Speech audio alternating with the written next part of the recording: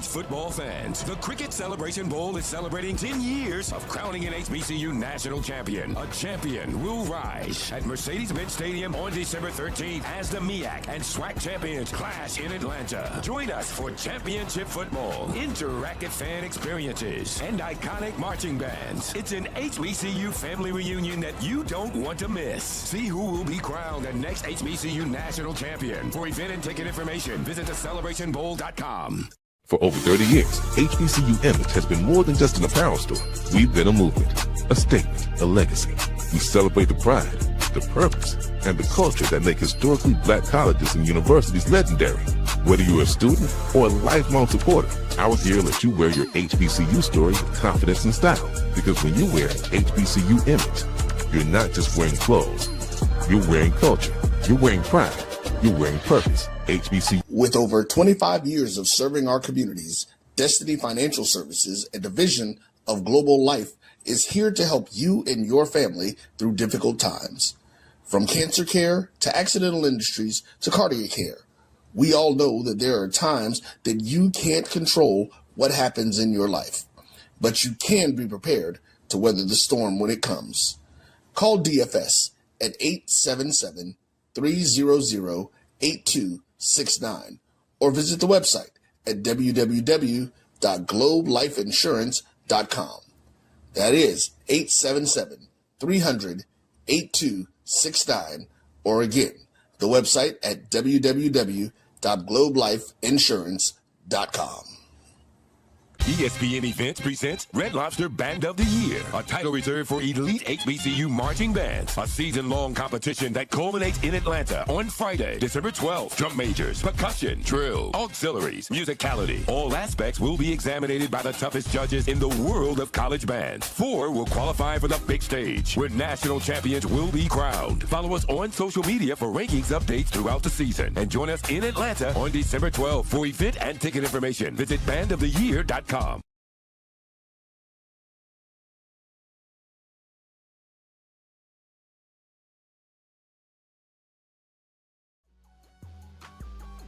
This is the Dean of the College of HBCU Sports, Kenyatta Cavill of Dr. Cavill's Inside the HBCU Sports Lab with Mike Washington and Charles Bishop.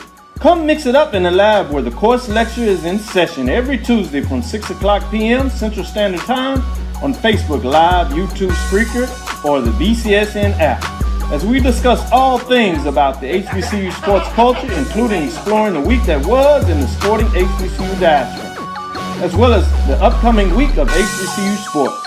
With me, the Dean, the College of HBCU Sports, on Dr. Cavill's Inside the HBCU Sports Lab with Mike Washington and Charles Bishop.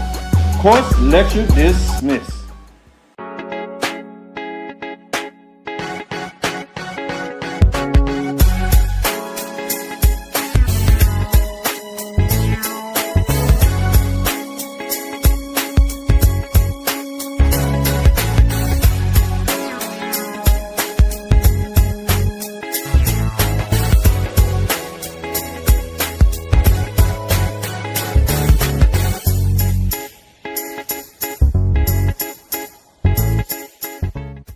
It's never too early to plant the seed, to share the tradition, and instill a sense of pride in your HBCU with your little ones. HBCU Pride and Joy Children's Boutique helps you share your school spirit with a wide selection of adorable kids apparel and accessories officially licensed from your favorite HBCU. Visit hbcupridejoy.com and follow us on all social media at HBCU Pride Joy on Facebook and Twitter. For over 30 years, HBCU Image has been more than just an apparel store. We've been a movement, a statement, a legacy. We celebrate the pride, the purpose, and the culture that make historically black colleges and universities legendary. Whether you're a student or a lifelong supporter, our gear lets you wear your HBCU story with confidence and style. Because when you wear HBCU image, you're not just wearing clothes. You're wearing culture. You're wearing pride. You're wearing purpose. HBCU. College football fans, the Cricket Celebration Bowl is celebrating 10 years of crowning an HBCU national champion. A champion will rise at Mercedes-Benz Stadium on December 13th as the MEAC and SWAC champions clash in Atlanta. Join us for championship football, interactive fan experiences, and iconic marching bands. It's an HBCU family reunion that you don't want to miss. See who will be crowned the next HBCU national champion. For event and ticket information, visit thecelebrationbowl.com. I love Atlanta, a city in the forest. Hi, I'm Jeff Cleveland, seasoned loan officer in the Atlanta market. And whether you're buying a new home, refinancing to do debt consolidation, home improvements, or just to lower your payment, give me a call. I'll ensure that you're treated with dignity and respect, that you're informed throughout the process, and that there are no surprises at closing. Give me a call and let's get started.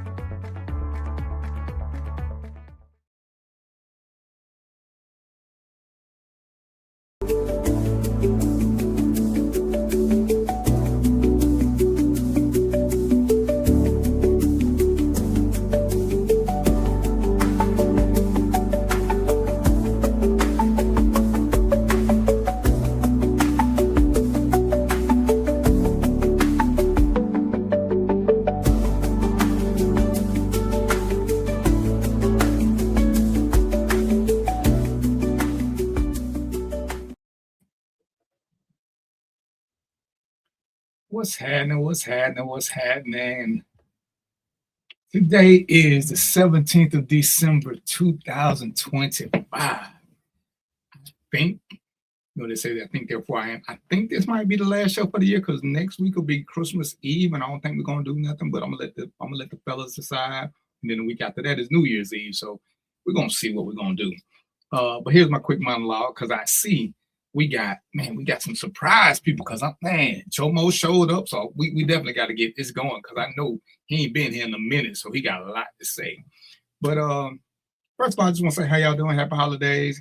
Before the crew get here, I'm gonna reiterate some of the things I've said about people who suffer from depression and people who are generally depressed this time of year because there's actually a title for it with the holiday depression because people who have lost somebody special to them, they get depressed a little bit easier around the holidays because they're missing their mother, their father, brother, sister. They're missing a loved one. And the holidays only exacerbates their sadness. So just be mindful when you're telling people Merry Christmas or whatever it is. And, stick to generic, say Happy Holidays because different people celebrate different things. Everybody doesn't celebrate Christmas. Your intent may be well, but in this new sensitive era of everybody keeping it 100, everybody's easy to insult now because nobody keeps it 100 because we got to keep doing things to make everybody feel better. So just say Happy Holidays and let that be that. But again, check on your friends, check on your people. Quit responding to Facebook posts. If somebody makes a sad post, give them a call. Let them know you care. Let them know you saw it and you just want to make sure they're good. Shoot them a text. I can't tell you how much that means when people are going through something. The fact that somebody took 20 seconds out of their day to solely think of them. I'm gonna get the fellas' thoughts on this. These group chats, I hate them. I despise them. I detest them. The only thing that's worse than group chats is Donald Trump. Because everybody keep wanting to say hello, and you got to keep silencing your damn phone because y'all put 40 people in these group chats, and everybody got to say hello individually. And they're even worse with business chats where people start making it personal. Happy holidays. Listen, skip all that shit. If it's a group chat, if it's business, if it ain't about business, one person say something, and that's it. You don't have to acknowledge that you've seen it. Nobody cares. All these damn alerts and shit. So just know if you add me to a group chat, before I remove myself, I'm blocking you because I hate fucking group chats. I hate them. And I got one, but I only put stuff in. I don't respond to nothing else because that's the way it should be. But I got a couple of questions for the guys because I'm a little hypersensitive because my depression is on the rise because it is the holiday season. Plus, I already got it.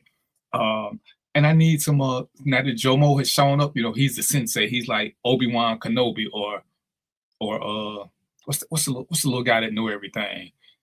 He know who I'm talking about. He got all the characters. Mo doing his hands like that, so I know that means he ready. With Joe here, I know when we get to some touchy subjects, Joe ain't gonna run away. He gonna stand there 10 toes down. He gonna be with it. He ain't gonna do what Mark did, and Mark ran. He started a conversation, and then when I gave him the floor, he took off. He's like, oh, we ain't gonna do this. Come on now.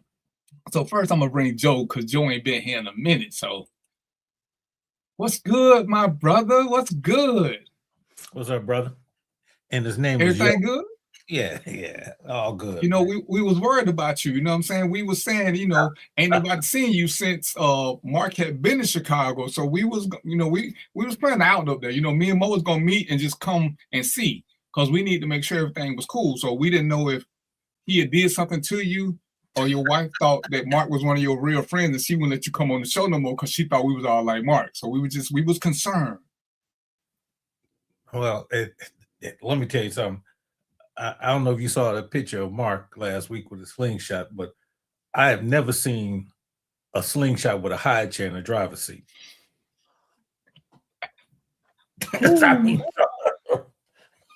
So it's on and popping. I see now he ain't showing up. So let me go on and bring Mo. Mo sucked last week at his job at being the mediator. Mo started some shit. Nah, it wasn't me, man. It wasn't me. And you know how he put that. He's like, I don't believe it. I don't believe it. No, Joe, this is cute. This is what Mo's excuse was every time he starts shit. He's like, y'all know I forget stuff. So when he starts the shit, he act like he forgot it. But we saw him writing it down, so it's on the paper. And what's on the paper too is probably his excuse that, let me say, oh yeah, y'all know I forget if I don't write stuff down. But dude, we just thought you write it down. I ain't write nothing. It's just a pen ink, man. Y'all ain't catching me with nothing. Man. You got an auto pen? You got an auto pen? That what you got? Sir, man. Yeah, man. It's it's a pen ink, baby. So y'all ready for the holidays? Yeah. Y'all was a little hesitant there, like maybe not. I was waiting for Joe to answer. Yeah, man. It's for me. I mean, I'm different. I might be different. I don't know, but you guys are probably the same. But it's just another day for me, man. It ain't. It's just I'm retired, so I don't got to work, so it ain't a day off. I live too far for family to come bombard me, so I don't got to deal. It's not a family day. It's just another day, man. That's all, and I'm just gonna relax and enjoy it. That's all. But Joe? It's interesting. One thing, and you start off the show, and I have to give you kudos. Don't repeat that. Do you know what the two groups that have the highest suicide rate are in the United States right now? See, I always drop some knowledge. What is it? Police and military. I could definitely see military. Number one and number two. And having lost a friend to suicide, I understand it. And I also have to give you, again, don't repeat this, your kudos when you start talking about depression and the fact that you don't know what people are going through. It's interesting because I've had to counsel people about telling people how to grieve. That's another issue. Grieving is individual to persons, to people, to religions. And how people grieve and how long they grieve is not up for debate. And it shouldn't be, because I've seen people, I was listening to, actually a pastor was talking about, he's got some members that go to the graveside on the birthday and this, that, and that. That's them. That's something you just can't. There is no real way to codify what you should or should not, or how you should grieve or not grieve. And that's individual to that person. So I've had that discussion because, again, I've got a friend of mine who lost her son to gang violence. He's been dead at least 20 years. She goes to great sight almost every week. But for me to step in and say, let that child rest, it's absolutely not my place. But True. Again, I give you kudos for bringing up those hard subjects up, because this is the time we need to talk about them. Yeah, and let me add to that, because one thing I learned a long time ago is this is the same thing Joe said, but I'm just saying it in a different way. You can't legislate trauma. You know what I mean? You have to manage it based on what you need. It don't matter. I might need to go fishing. DVP might need to go beat somebody up. I don't know. Joe might need to go cook in the kitchen. Who knows? You know what I mean? So we all, you don't want to try to legislate that. Just do what you need to do. Because I know DVP don't know, Joe don't know what I need to decompress. It could be a quiet time in the corner. It could be, go in the boxing ring and blow off some steam. They might not know that about me, but whatever that is, it's what I got to do. You know what I mean? And we all know how our body works best, because whatever we do, it works. I'll leave it there. And we ain't gonna dwell on this because I don't want y'all to be on this holidays, but I shared my stories, and one of the things that I've always hated when people try to suggest to me things I should do. It's like, y'all don't think I thought of this shit? I've been suffering from this shit for over probably over 40 years. Y'all don't think I thought of this? No, going to the gym does nothing for me. Lifting weights does nothing for me. I'm like Karate Kid, Mr. Mugiat. The weights ain't bothering me, so I don't feel the need to keep bothering them. I mean, we at peace with one another. I'm not trying to start a war with these weights. And it's like, oh, you should try this.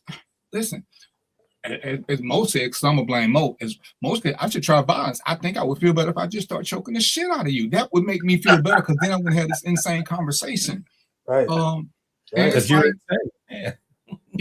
it's calming to me now to watch the life ooze out of your ass. It's like, I can study this. It's like, how does this shit really, really work?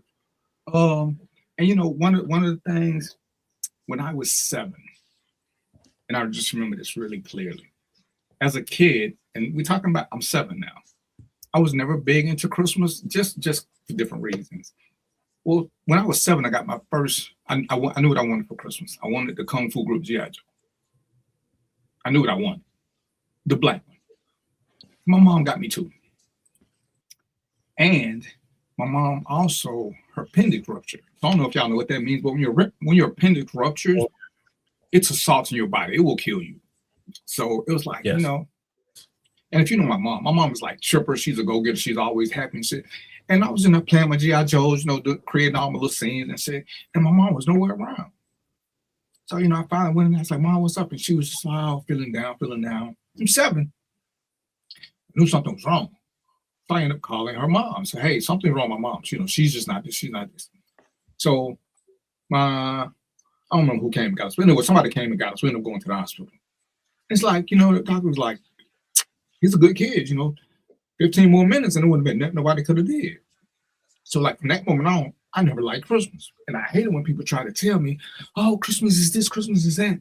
And it's like, I forgot who said it. The governor of Georgia said it one time, you never judge a man until you walk a mile in his shoes.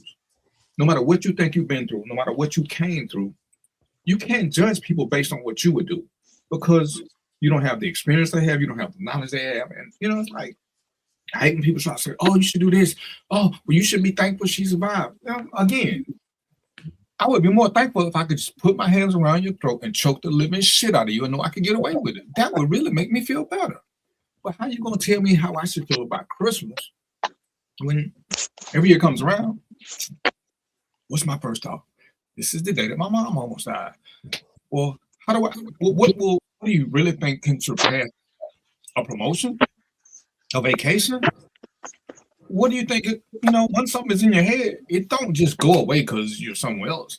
And it's like when people say certain things, it just like really, really agitates me. Because for years, for those of y'all who've been watching, so for years, y'all know I never did a show in December. Now I got these fine gentlemen, I'm using that term loosely, they help me. they're therapeutic in a sense. They can't stop my sadness. They can't stop my depression, but they give me an outlet because I know that, I want to say they're good people, but as Joe said, this is recorded, so I'm not going to say that. They're people. They don't uphold their responsibilities, but we have a place. I see Mark is there. I can't look like he in a car, so he might be stealing cars again. So I'm not going to say nothing. And but Yeah, Joe already said hard that to steal them hot I had wheels. a hot chair. So Got me a new hot box. what's up, Mark? What up? Yeah. Oh, look at what the cat done drug in. I know he talking about. I know he talking about you, Jomo. Man, Hey, look, man. Look, the dude's looking in the mirror, so I ain't mad at him. That's what happens. You know what? I take that back. He cannot be. Look, I know he cannot be looking at the mirror because he's too short. Because the mirror sit up here, and that dude's way down here. I don't know if y'all saw his picture of him with a slingshot. It had a high chair in the driver's seat. What's up with that? what up, Joe? You out on bond? Hey, man. Hey, did you take them high top gym shoes back to the store yet? What up, Joe? Glad to have you back, man. I ain't seen you in so long, man. Man, if you quit sneaking into Chicago, you let a brother know we'd hook up. But I know, look, the fugitive, you got to keep your profile low. I get it. Yeah, What up, man. Mo? How you doing today, Mo? Hey, man, I'm good, man. I can't battle with you like that. Go ahead, stick with him, man. No, I've been speaking, man. I'm speaking. I was saving DVP for last. How you doing, brother? Hey, man. And I just want to tell y'all, for those of y'all who watching, it's amazing. Like I said, I think Mo is the only one who ain't met nobody. Joe and Mark met. Me and Mark met. So Mark knows half of us. And we've never been in the same place at the same time. So what you see is just a bunch of retarded guys showing a bunch of retarded love. But hey, when y'all say that you can't put 4 black men in the room together and they get along, we get along. We can talk shit. And we're gonna still look out for each other. Because it's almost like the military. Y'all can't talk shit to us, but we can talk shit to each other. But if anybody come on the show trying to talk shit, you will quickly be eviscerated. You know what I'm saying? So, let just enjoy the comedy show as y'all get it. Just enjoy it. So, now that I got y'all here and we got a different group, I want to ask y'all a question because this is something that came. And I know we got different perspectives, I think. Anyway, when your honor is being attacked, your honor, do you take the high road and not say anything because you don't respond to, lions don't think what sheep think, or do you defend yourself? Or when is the line drawn when you actually come out and you start swinging too? So we're gonna start with, I'm gonna let the sensei go last because I know he's gonna wrap everything up and tell us the right thing. So No, I'm not. Well, maybe he ain't. Maybe he gonna have us jumping off the bridge too. But let's start with Mark. Mark, when somebody is attacking you personally, and we're just talking verbally, they're attacking your honor, your name. They're saying Mark do this, Mark do that. What does Mark do? Does Mark retaliate and respond back, or Mark just ignore them? I'm gonna ignore them, depending on who it is. If I value them as a friend, family member, or whatnot, then I will speak to them. But if I have no value for them, I'm gonna ignore it. Okay, so if you value them, ignore ignorance. So I ain't gonna give them the time of day to even pay them any attention if they hold no value in my life. It's somebody you value. Somebody I value. Yeah, and they besmirching your name publicly. I'm gonna pull them to the side, try to have a conversation about it. And if that don't work, I'm gonna ignore them too. Okay. So you're not gonna retaliate. You're not gonna retaliate at all. No, nah. I'm gonna just let it be. Mo. Yeah, man, you caught us too late in life. You know this would have been. This would have been a different conversation if you'd have hit us up 15, 20 years ago. You know this, man. Yeah, that's true. You hit us at this stage of life. Listen, man, all about the peace, baby. So look, first of all, we all know you only can get insulted if you allow yourself to get insulted. You know, you say what you want. I decide if it bothers me or not. Okay, that's one premise I live by. Number two, location. Where we at? I mean, are we in a dark alley? Are you snapping off? Hey, no, you're in a crowd of people, and we'll make it easy. We'll just say it's on social media. Social media. Okay, I don't even know you like that. All right, was it a relative or just? Oh yeah, this somebody you know. Or somebody I know on social media. Okay, I got to give you a call. It's somebody you know in real life, yeah. Oh, okay. All right, then in that case, I'm probably gonna I gotta address it, man, because that's probably gonna bother me. And also, I've been in too many situations where I assume one thing and the person didn't even mean that. You know, this is a good example of that. This one taught me a whole life lesson. I'm emailing back and forth with somebody, and I said, resend, you know, what you sent before. And they sent back, I resent what you said. And I'm like, what? I'm like, hey, what did I say? I'm sitting here contemplating, right? Man, it was a damn typo. They meant resend, right? So that life lesson right there lets me know, listen, I'm at a point in my life right now. If I can keep the peace, that's what I'm going to do. And so I called him, got in touch with him and said, why you send that? He said, oh, I meant resend. I didn't mean resent. And I said, oh, okay, because that was kind of wild, man. And so, you know, just getting out of a situation like that makes life a lot easier. Because I could have popped off and been like, yeah, your mama resent it too, you know, or whatever. You know, I could have did that, right? Y'all know what that's about, right? But you know, I don't go there no more. So I'm done. That's too much anyway. Go ahead. Go ahead, Joe, because your answer just look like it's gonna be different. It is. It's kind of like I give you the best example. Have you ever seen on a death certificate that the person died from the hatred of another? Let me make that real easy. You won't. Nah. And I was a deputy coroner. I ain't never seen that one. It's not even an option. There it goes right there. Why waste the stress? Well, but here's the other thing. And as you say, Mo, 30 years ago, man, it would have been on and popping. Easy. But as I get older, and hope to get older, I can't afford for my peace to be misaligned. And what I mean by that is my peace of mind has to be aligned with my aura in this universe. And I cannot let you misalign it, because that means I've got to give value to what you think.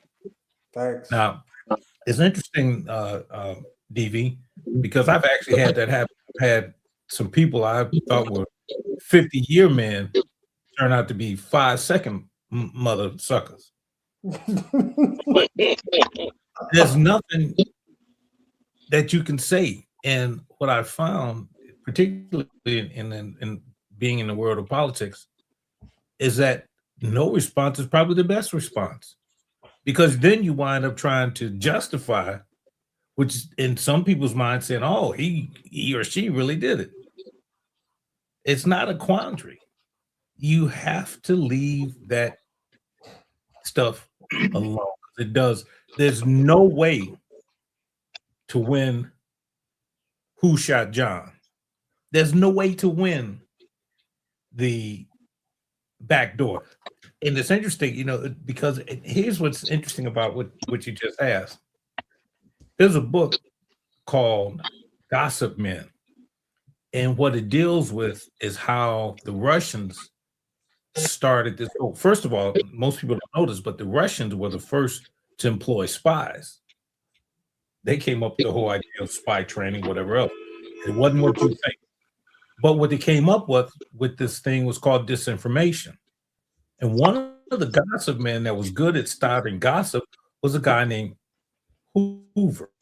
Not Larry Hoover, but the Hoover of the FBI. Not J. Edgar. J. Edgar was the man. But see, J. Edgar was also hooked into another guy named Roy Cohn. Does that name sound familiar at all? Roy Cohn Jr. just got kicked off the bar with Trump. He's the son of that Cohn. So these guys have been in the business of disinformation for eons. So to bring it back in, here's what I'm telling you. You are not going to win the battle of, again, who shot John. There's nothing you can say. Once that gossip gets out there, it is what it is. Now, if you try to fight it, again, you will give way to people that will say, oh, maybe there's some truth to that. When it's better just to let it go. I know that was long-winded. All right, well, y'all know I got a shirt that says, pray for me, I'm petty.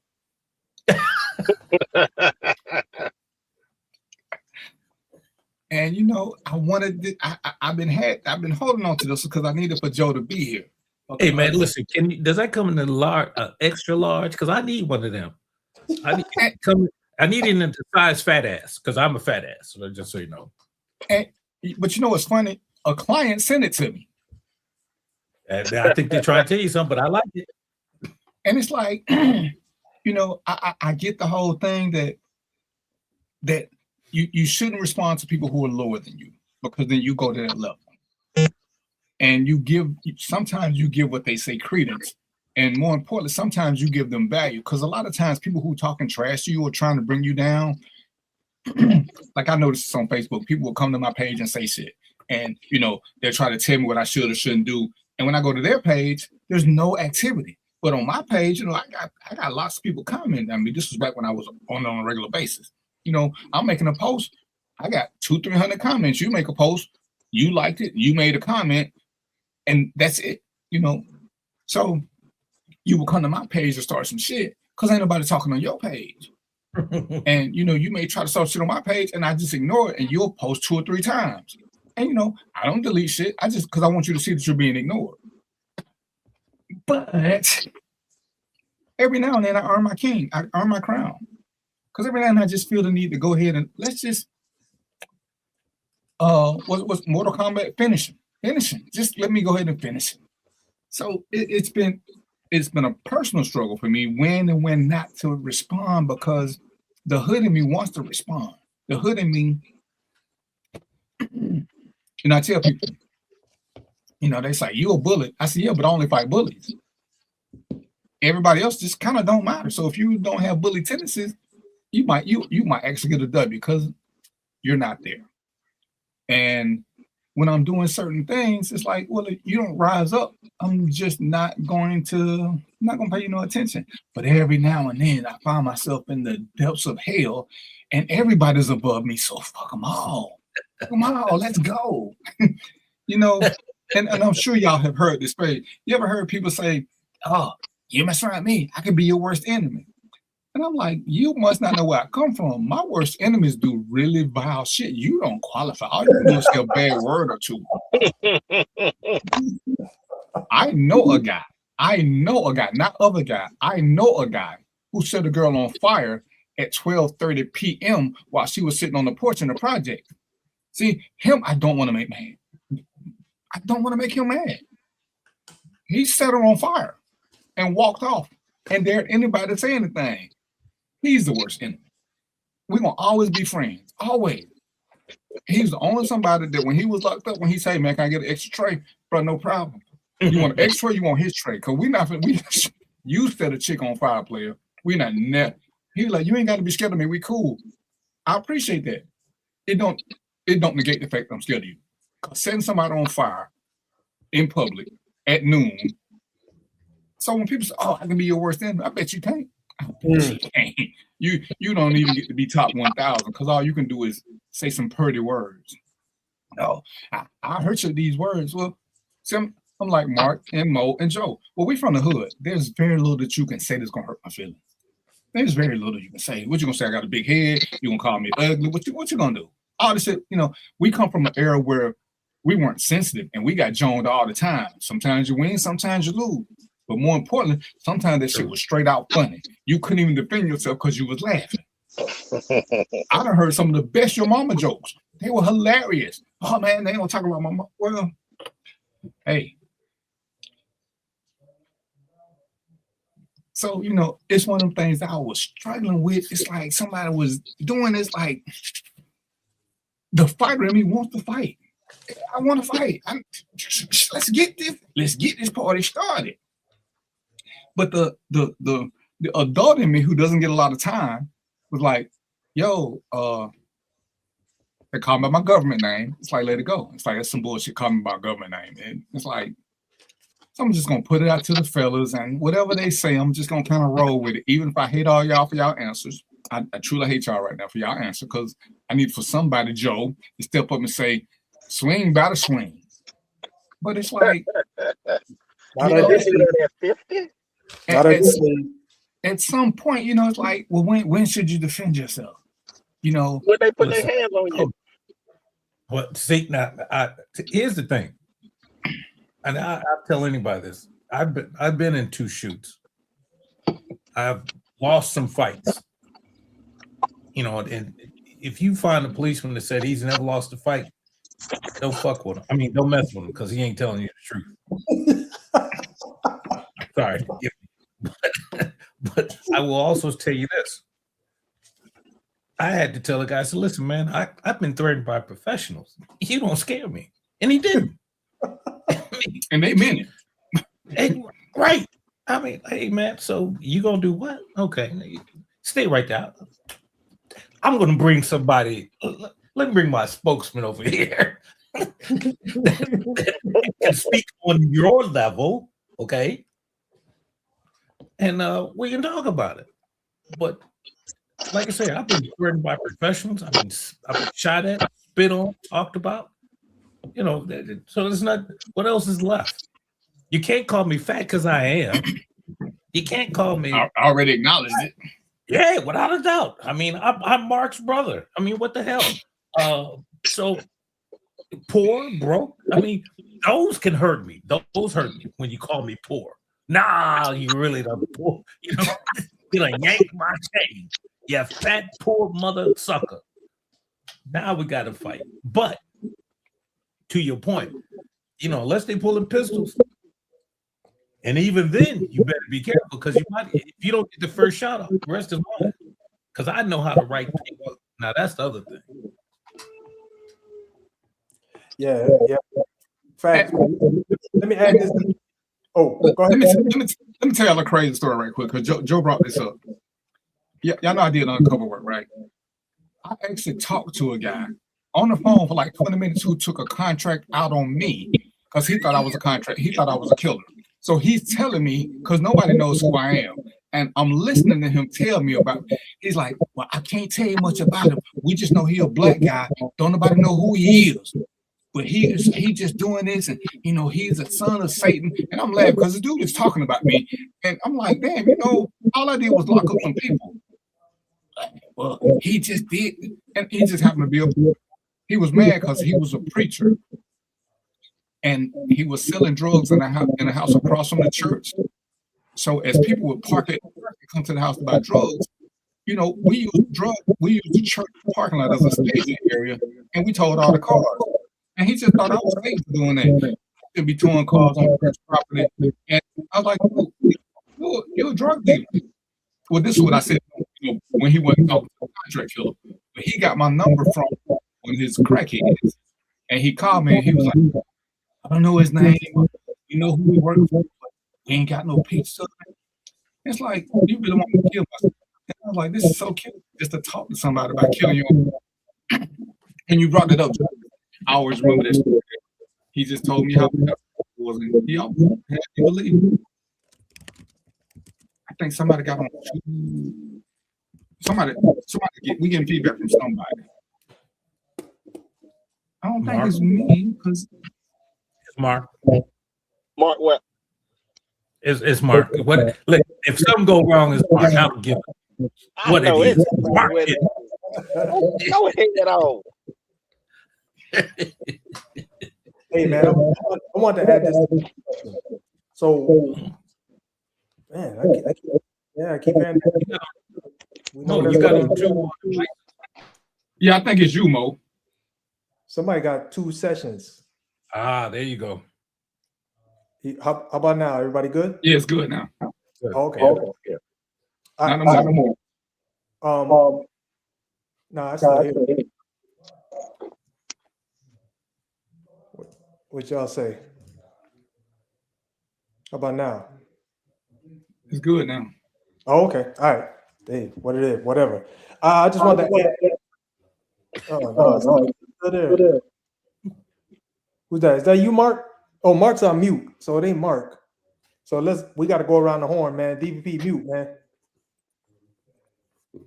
1 2 1 2. You hear it, Joe? You hear It was Echo, Mark. Joe? I told you it was Mark. I was told you Mark? it was Mark. Y'all didn't listen. Yeah. I told y'all. You don't want to DVP, listen. we found him, DVP. We found the victor. We found him, man. It wasn't hard to find. You got all that bright light and everything. What the hell going on over there, Mark? What you doing, man? He opened the car door running.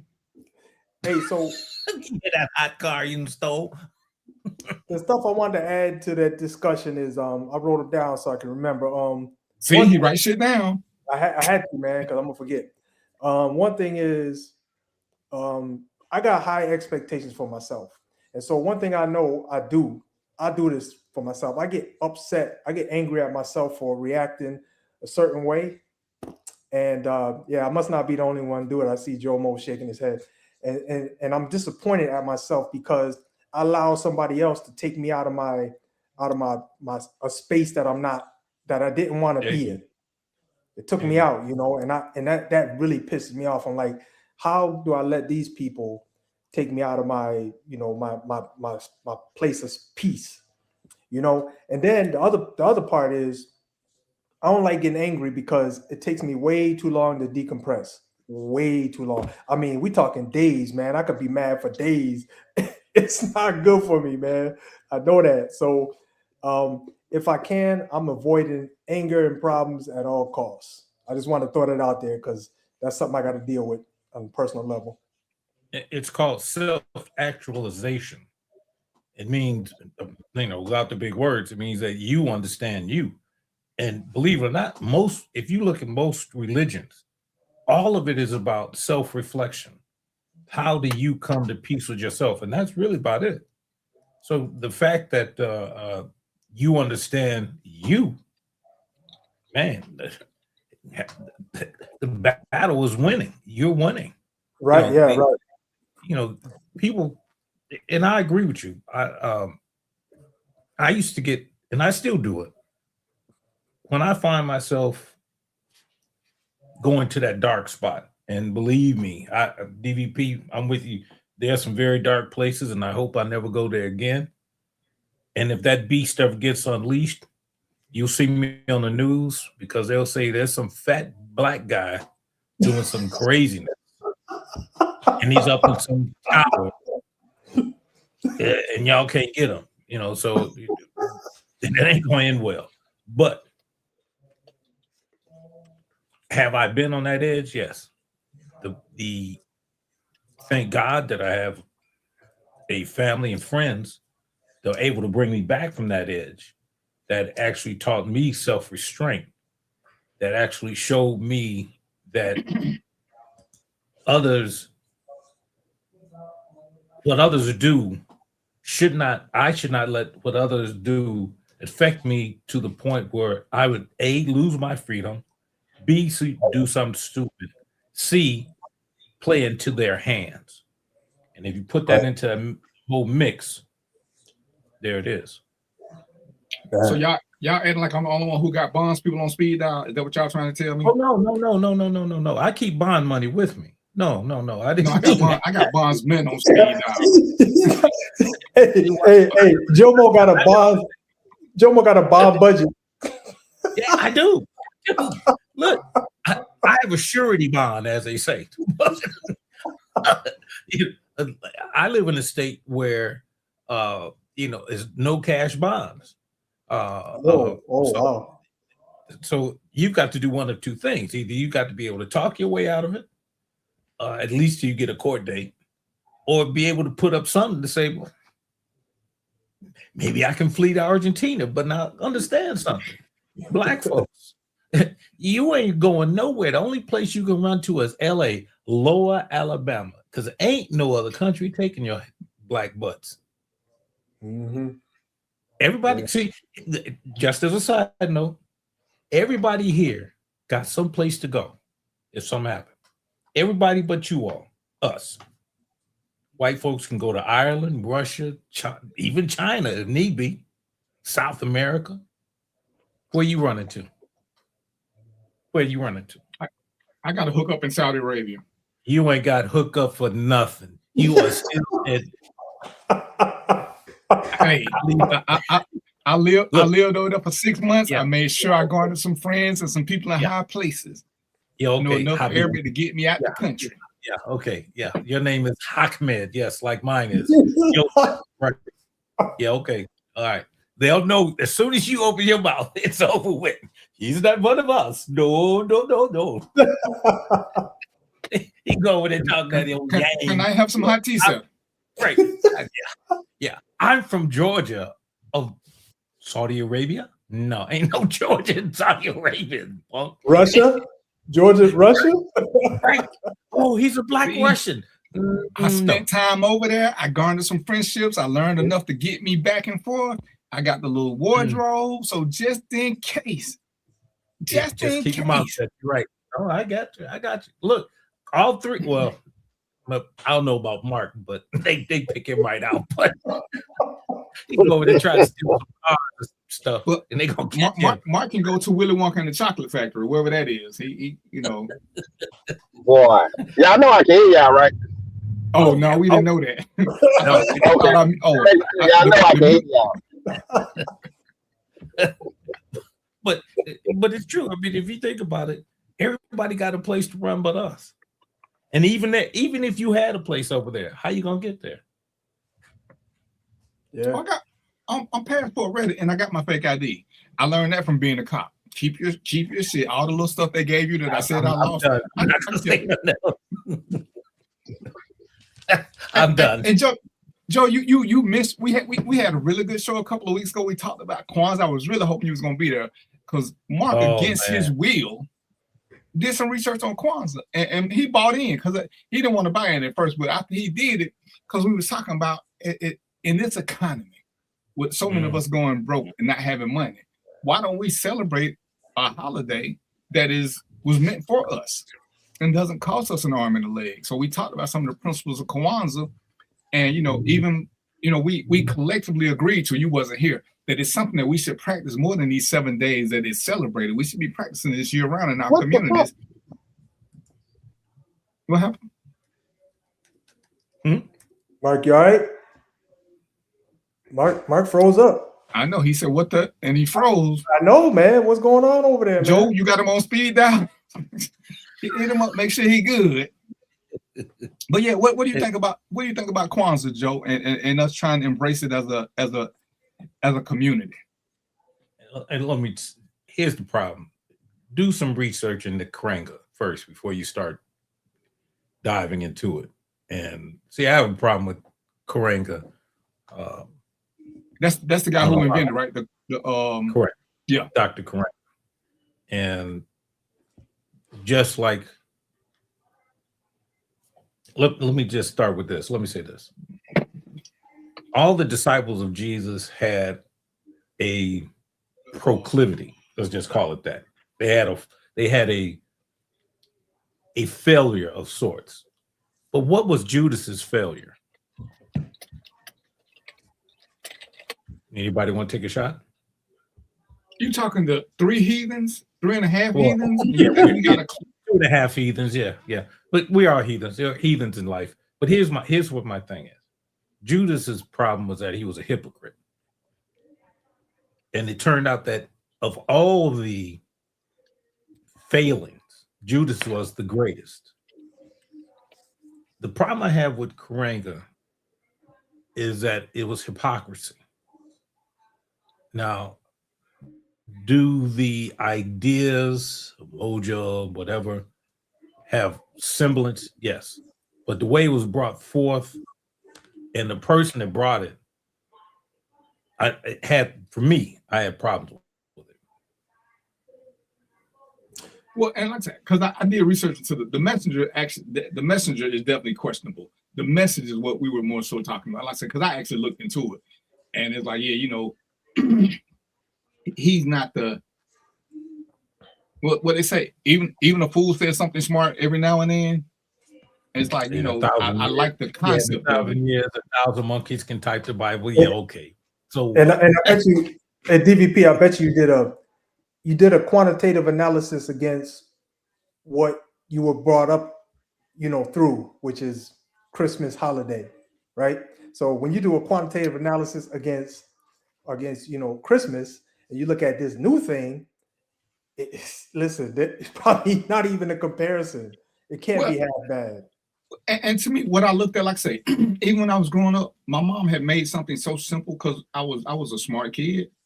And she would always say, you can get this for Christmas, you can get one toy for Christmas, or you can wait for the white sale and get 2 toys because everything goes on sale. So I was cool to just bypass Christmas because you can get twice as much the New Year. Who knows when you got it? Who cares? But you can get twice as much. I hear twice as much. It's like, you know, she got me that G.I. Joe thing because I never asked for anything because I think we were poor. So Christmas just wasn't a big deal, you know. We got electricity, so shit. In my world, we good. Makes two. You know, she don't like me to talk about it, but part of the reason I was smart was because we didn't have electricity. So I had to get my homework done by sunlight. When the sun went down, I had to stop. So it's like you learn to be a little bit smarter. You learn to read on the bus. You learn to write while you bouncing. These were my daily rituals. So it's like, I don't, you know. So what you're saying is your environment formed you to the person you are, correct? Absolutely. Ain't that what it did to everybody? That's exactly the point. That's exactly the point I'm trying to make. So the environment dictates, because you weren't the only one poor. Trust me, it was 4 of us. Oh, trust me, I know. I was with a bunch, and the thing is, as you say, I'm looking at these people who would get stuff for Christmas and they got 3 boxes. Well, right.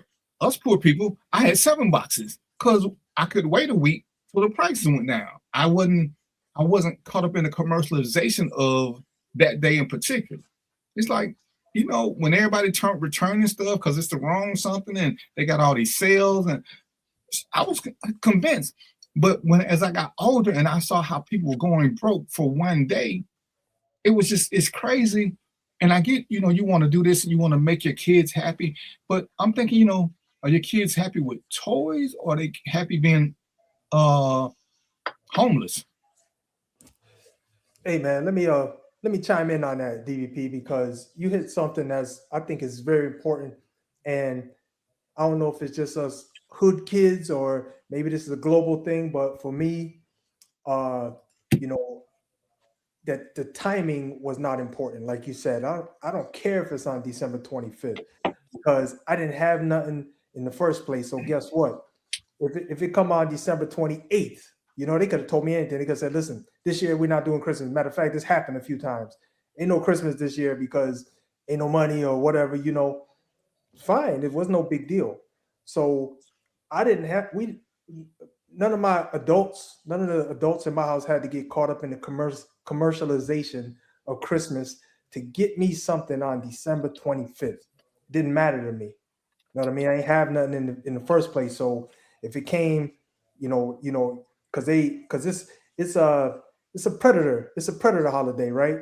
They know, you know, there's so many demands that are going to make you have to spend money at this time. In fact, the fiscal year and the business space, they leverage Christmas as well. Y'all know that. You know? Yeah. So it's a whole commercialization idea. And so after Christmas would have been fine for me. You know what I mean? I don't care. It didn't make no difference. It wasn't like ain't no fat white man coming down my chimney anyway. They don't even come to the hood. His slave go right by it. You know? so it didn't matter to me. But my parents or you know, my parents who were in the home, they took it upon themselves to make the holiday important to them. It wasn't necessarily important to me, but they made it important to them because I was a kid that didn't have nothing anyway. So not much was important, you know. So I'll leave it there. And I think it's more important to a lot of parents to try to prove to other parents because, you know, as we talk about, and we talk about Christmas right now, but I look at how some parents go overboard for their child's first or second birthday. These kids don't remember. Nobody remembers their first birthday. But I've seen parents spend a shitload of money. The baby don't remember. You can video it. You can do whatever you want to. I ain't never heard anybody say, man, my first birthday was my best birthday. My second birthday was. You don't remember, and it's like I'm watching us especially spend crazy amounts of money, and it's got to be just for the parents. Because the kids can't, you know, when I had my son, my ex-wife was talking about spending. I was like, you know, he's one. He ain't gonna remember none of this shit. He ain't gonna remember. But right, it's for you. It's for you. So why don't you just give yourself $50 and not spend $200 on this damn birthday party? Yeah, that just makes no sense to me. Well, he what? He gonna grow up and say, man, if I'd have had a first birthday party, I wouldn't have been a serial killer. No, he wouldn't, because he ain't gonna remember this shit. I mean, yeah.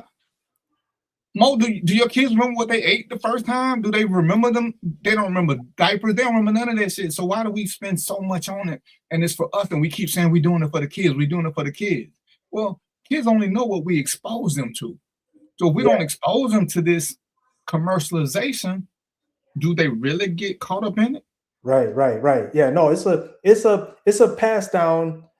So here's the thing though, it's real messed up, man, because here's the thing.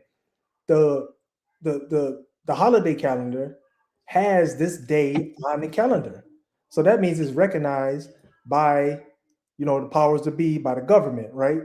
And so they kind of force you to acknowledge it because you get the day off, you know, and the sales and everything. So it's almost like a assimilation. You get assimilated into this space where it's something you have to acknowledge. I would really like to ask, and maybe you know DVP, you might know more foreign people than I know, but people foreign to the United States, people who came to the United States, I'd like to ask them if they have adopted Christmas or they stick to their traditional holidays. That would be very interesting for me to know that. And I think based on what it said, which is why I say don't say Merry Christmas, because everybody doesn't do Christmas, because a lot of people don't do it. They go through the motions, and that's what I say it's funny, you know, in this now we keep everything 100. We do so much to make sure that nobody's offended. Whereas when we were growing up, nobody was offended in the first place. I think either Joe raised his hand or he gave the FU symbol and pointed to you and said, "You the man." He gave you the man. You the man. No, I follow on Facebook. He gave me the FU. That was because I saw it do it. What's up, Joe? What you got? No, actually, my camera is zooming in, but I would tell you this. It's funny because I remember getting my son a particular gift, and he wound up playing with the box more than he did with the damn toy. Oh, wow. Jeez. I'm like, hey, little N-word, what's wrong with you? I had to ask, well, is that something with that boy? Oh, that's what I spent on that thing, and he likes the box better. I could have gone to Home Depot and got about 10 boxes. Made a little. Or you could have went to one of the best gifts my son liked. It wasn't a gift. He liked the little bitty round clothes hamper. When he was in that, you couldn't. His world was great. His world was great. He would get in it. He would take it to the top of the steps, get in it, and propel himself down. You couldn't tell him shit. That's you couldn't tell him nothing. That is your son, man. Ain't no question. Don't go to Maury with that kid. And it's like clothes hamper, but it had to be the small round one. But you couldn't tell him nothing. And I was like, you know, y'all sitting there buying all these gifts and this, and he's just looking at this shit like, yeah, he'll play with it for 5 minutes, but he kept going back to that clothes hamper. You could put clothes in it, he'd take them out, you know it.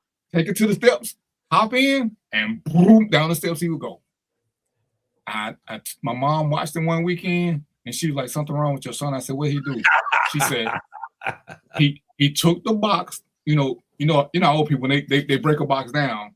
He put the box at the edge of the steps, and he would just slide. Because she got like 20 steps, he would just slide down and slam into that wall like when nobody's business, and just bust out laughing and do it again. Yep. She trying to stop him. He crying because she won't let him do it. I was like, Mama, let him do it. If you get a concussion, you get a concussion. Ain't that how we all got tough doing dumb shit? Hey, put a pillow on the wall. Mama, I don't know what to tell you. Because if that's what he want to do, I ain't going to sue you. But yeah, I still think that a lot of stuff we do, I don't know if it's because of guilt. I don't know if we in competition with other parents. But most holidays and things are for us until they get a certain age. Because they not remembering shit at 1, 2, 3. I don't even. How do you guys remember how you were when you remember your first Christmas? No. Yeah. Or your first birthday? I was. Well, I know you don't, Joey. This shit was like, Yeah. Man, please. So who is all this stuff for? Who is all this stuff for? It's got to be for them. And it's like, is it? Do we overcompensate because we're poor? We don't want to feel like we're poor, so we overcompensate and get shit that we know we can't afford. That's gonna make us poorer in the coming months. And it's like I watch people now, and I'm like, man, this is just crazy. People are doing this. Let me tell you something. I think I've shared the story, but as you know, my mother's from a farming community, from a farm in Alabama. My father's from New Orleans. You know what she said she did for Christmas? Work the field. And I was gonna say pick cotton. Wow. Yeah. Now, let me add to that story. Here's the best part of it. So my first year going down to our farm in Alabama, a place called Union Springs, I saw this white stuff and I'm like, what is that? And I knew I was in the land of cotton then, because the first thing she said was, hey, boy, wait a minute. That ain't my name. So, 1964, I got this big afro. So I said the dumbest I'd ever done in my life. And I'll share this with you. I said, Mom, I want to pick cotton. Ooh. Let me tell you, at my right hand of God, if I want to straighten you out now, I'll send you to Alabama, Mississippi, or Georgia to pick cotton in August when the coldest thing out there is a fart and there's water moccasins in the sand. You had to be careful because rattlers love the cotton field. Then we had watermelons and true story again. I'm looking at these things on the ground. I'm like, what's that? Mom was like, hey, boy, those are watermelons. They don't say Jewel on that. I'm looking at Kroger, Jewel, Piggly Wiggly. What is that? He said, come on, boy. He went over there and snatched one up. I'm like, where's the knife? I was saying, boy, just stick around for a minute. He takes this thing, and it had to be a good pounder, right? Breaks it over his knee, and he's got one in both, a half in each hand. I'm like, man, this guy's strong as shit. I'm like, well, where's the plates? He said, put your hand in there, boy. Flies all around. I'm just having a time. I was sitting there because I never had a water. First of all, I never had a watermelon off the vine. I mean, like the Isley Brothers sing, picking watermelons off the vine. So damn good. I do it all the time. I never experienced it. So I'm looking at cotton. I'm looking at watermelon. I'm looking at pokewood. I'm looking at persimmon tree. We got pecan groves, as you know what they're called. And, my cousins are like, they're all in the field. They're jolly. And they're jumping around and hopping barbed wire. I'm like, where are these motherfuckers from? I mean, they're hopping barbed wire like it's nothing. I'm going to the gate and taking the little hook off and going around and closing the gate. Hey, come over here. My dumb self. But I tell that story because, again, the environment. For my mother to tell me her Christmas was working. And that's when and again, some of you will know this and some of you won't. There's a difference between supper and dinner. And I had to, again, learning that only came from my mother's experience and then seeing it in action. Because those are two different things. The slaves had a supper and they had dinner. Actually, dinner was before supper, I believe. But that's another story for another day. But that's my story for today. Man, what an experience, man. Oh, that's crazy. Yeah, that's Go ahead, Joe. I say with my dumb self. Oh, no, man, that's you uninitiated. I'll take it. But I tell you what, I guarantee you, if you want to straighten somebody out, let them pick cotton. Let them see what their ancestors actually had to do.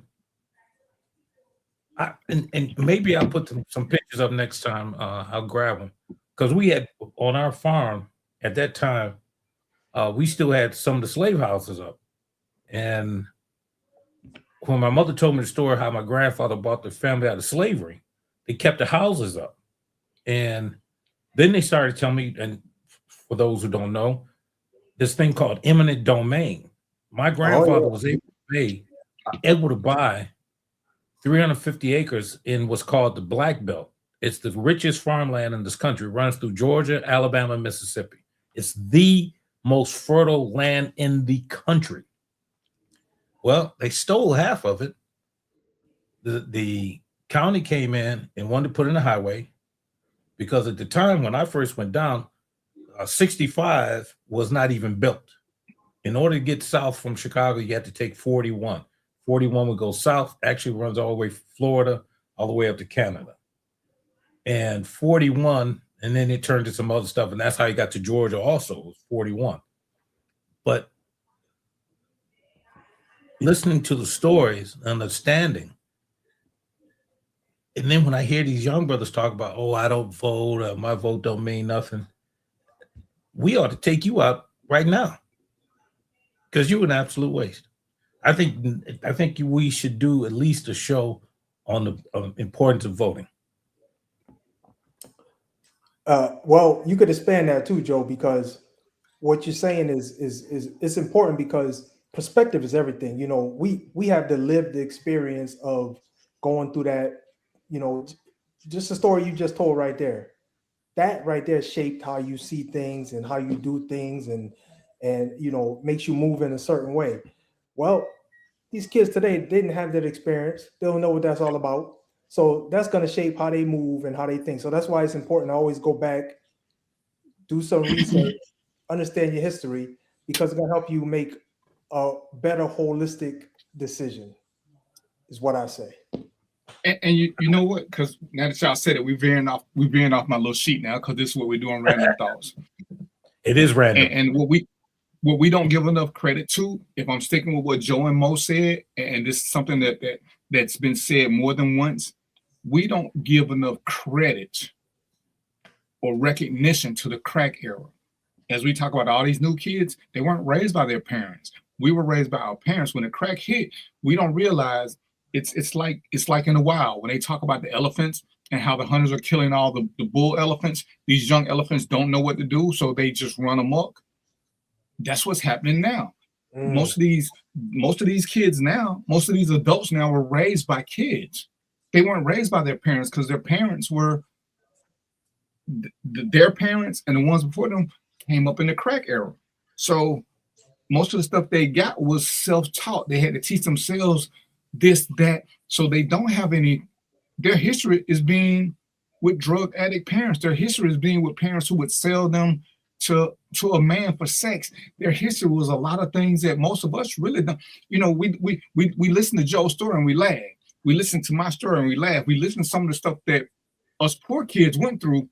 But what you won't ever hear is us poor kids in our era, we never suffered from lack of love. We never suffered from lack of accountability because we did something wrong. We got our asses beat. So we had all these things, but we had parents who were there to teach us lessons. These other kids, these new kids, who taught them lessons? I guarantee you, the three of us on here, what did we hear about grown people? That we would respect all of them, right? It wasn't a special group that you respected. You respected each and every fucking grown person. If Ms. Mary said something to you, you had two responses. You could say yes, ma'am, or no, ma'am.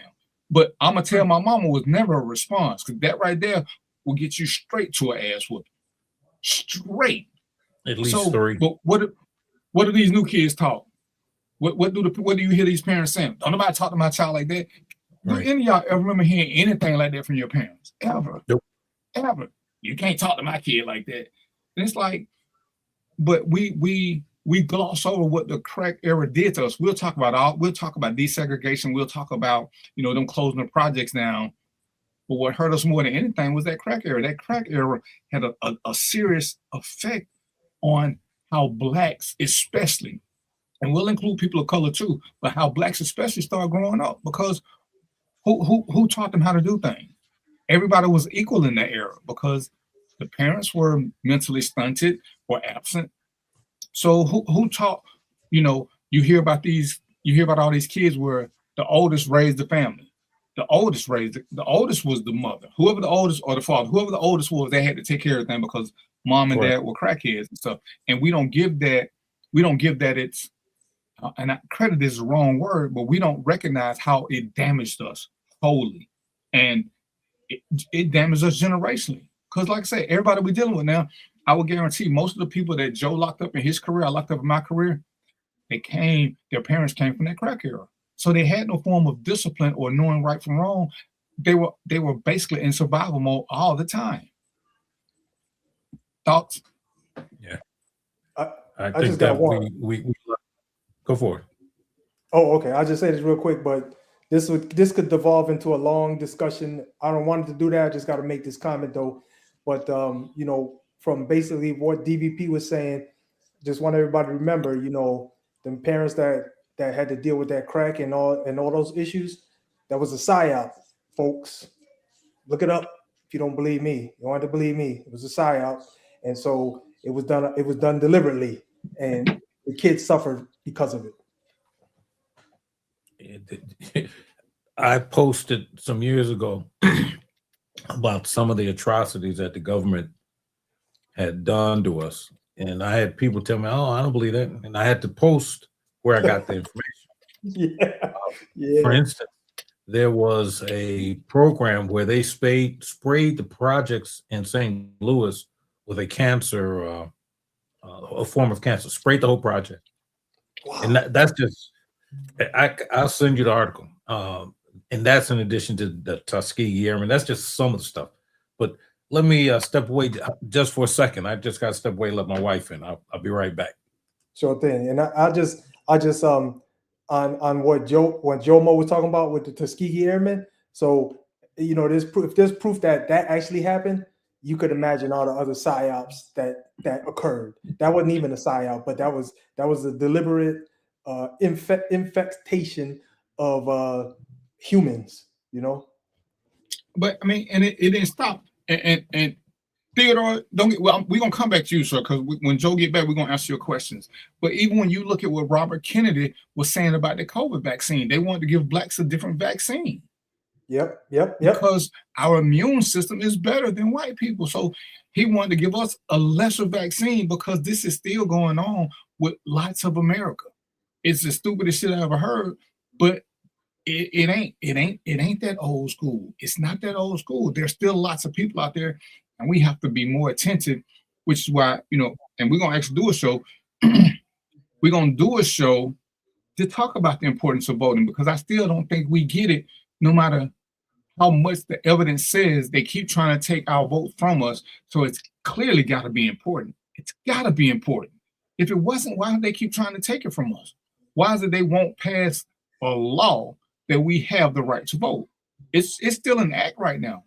They could, I'm not sure when it's got to be re-voted on, but technically we don't have a right to vote. It's an act. And nobody's ever changed that. The only people who have a right to vote each and every time are white people. That's it. That's it. Not Native Americans, none of us. Just that. Joe, glad to have you back, sir. Yes, sir. Mr. Brock asked a question, and I know because you're the man. How do we get separated as a race of people? Oh, that's multi-layered. We got separated when we started trying to emulate them. I'll explain that a little more.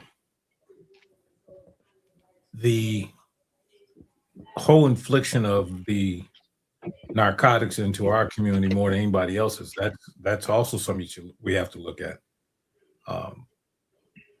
Death by destruction. It's intentional. We look at between the heroin, the crack, the opioids. Nobody else has that problem but us. Why is that? The other thing is we got separated when we stopped telling the stories of us. See, now you can look at the TV on some channel. There's always going to be something about the Holocaust somewhere. It's not the same thing with slavery. Now, don't get me wrong. The whole idea that the Holocaust was wrong, it was 10 years. Slavery started in 1619. And with the inception of its younger brothers of gentrification, Jim Crow, Black codes, it's continued to last up and until 64, 65. Now, here's what's interesting. Again, I had to point out to a young brother that told me last week, I don't vote, I don't believe in voting. I had to remind him that I'm 68, and in my lifetime, you all just got the right to vote. White men have had the right to vote since 1619. When they first landed here, in order to be a voter, you had to be a landowner. So even they took out a certain segment. And only as time went on did they start including what's called the lower class or the gentry, for lack of a better term. Only in the late 1890s, early 1900s, did they allow white women to vote. Frederick Douglass made the comment that because he was asked about women's suffragette and even the fact that you had everybody from Bessie Coleman and some of the other black female leaders saying, what about us? We're going to march with these white women. And he told them, I'm not going to get between a white man and this woman. That's their fight. So even then, white women got to vote before black folks got the right to vote. And as you alluded to, it's only an act. And if you watch this numbskull, it's quite possible that he might try to remove that. It's quite possible. Highly probable. I think it's going to take an attack. I think it's highly probable. Yeah, highly probable.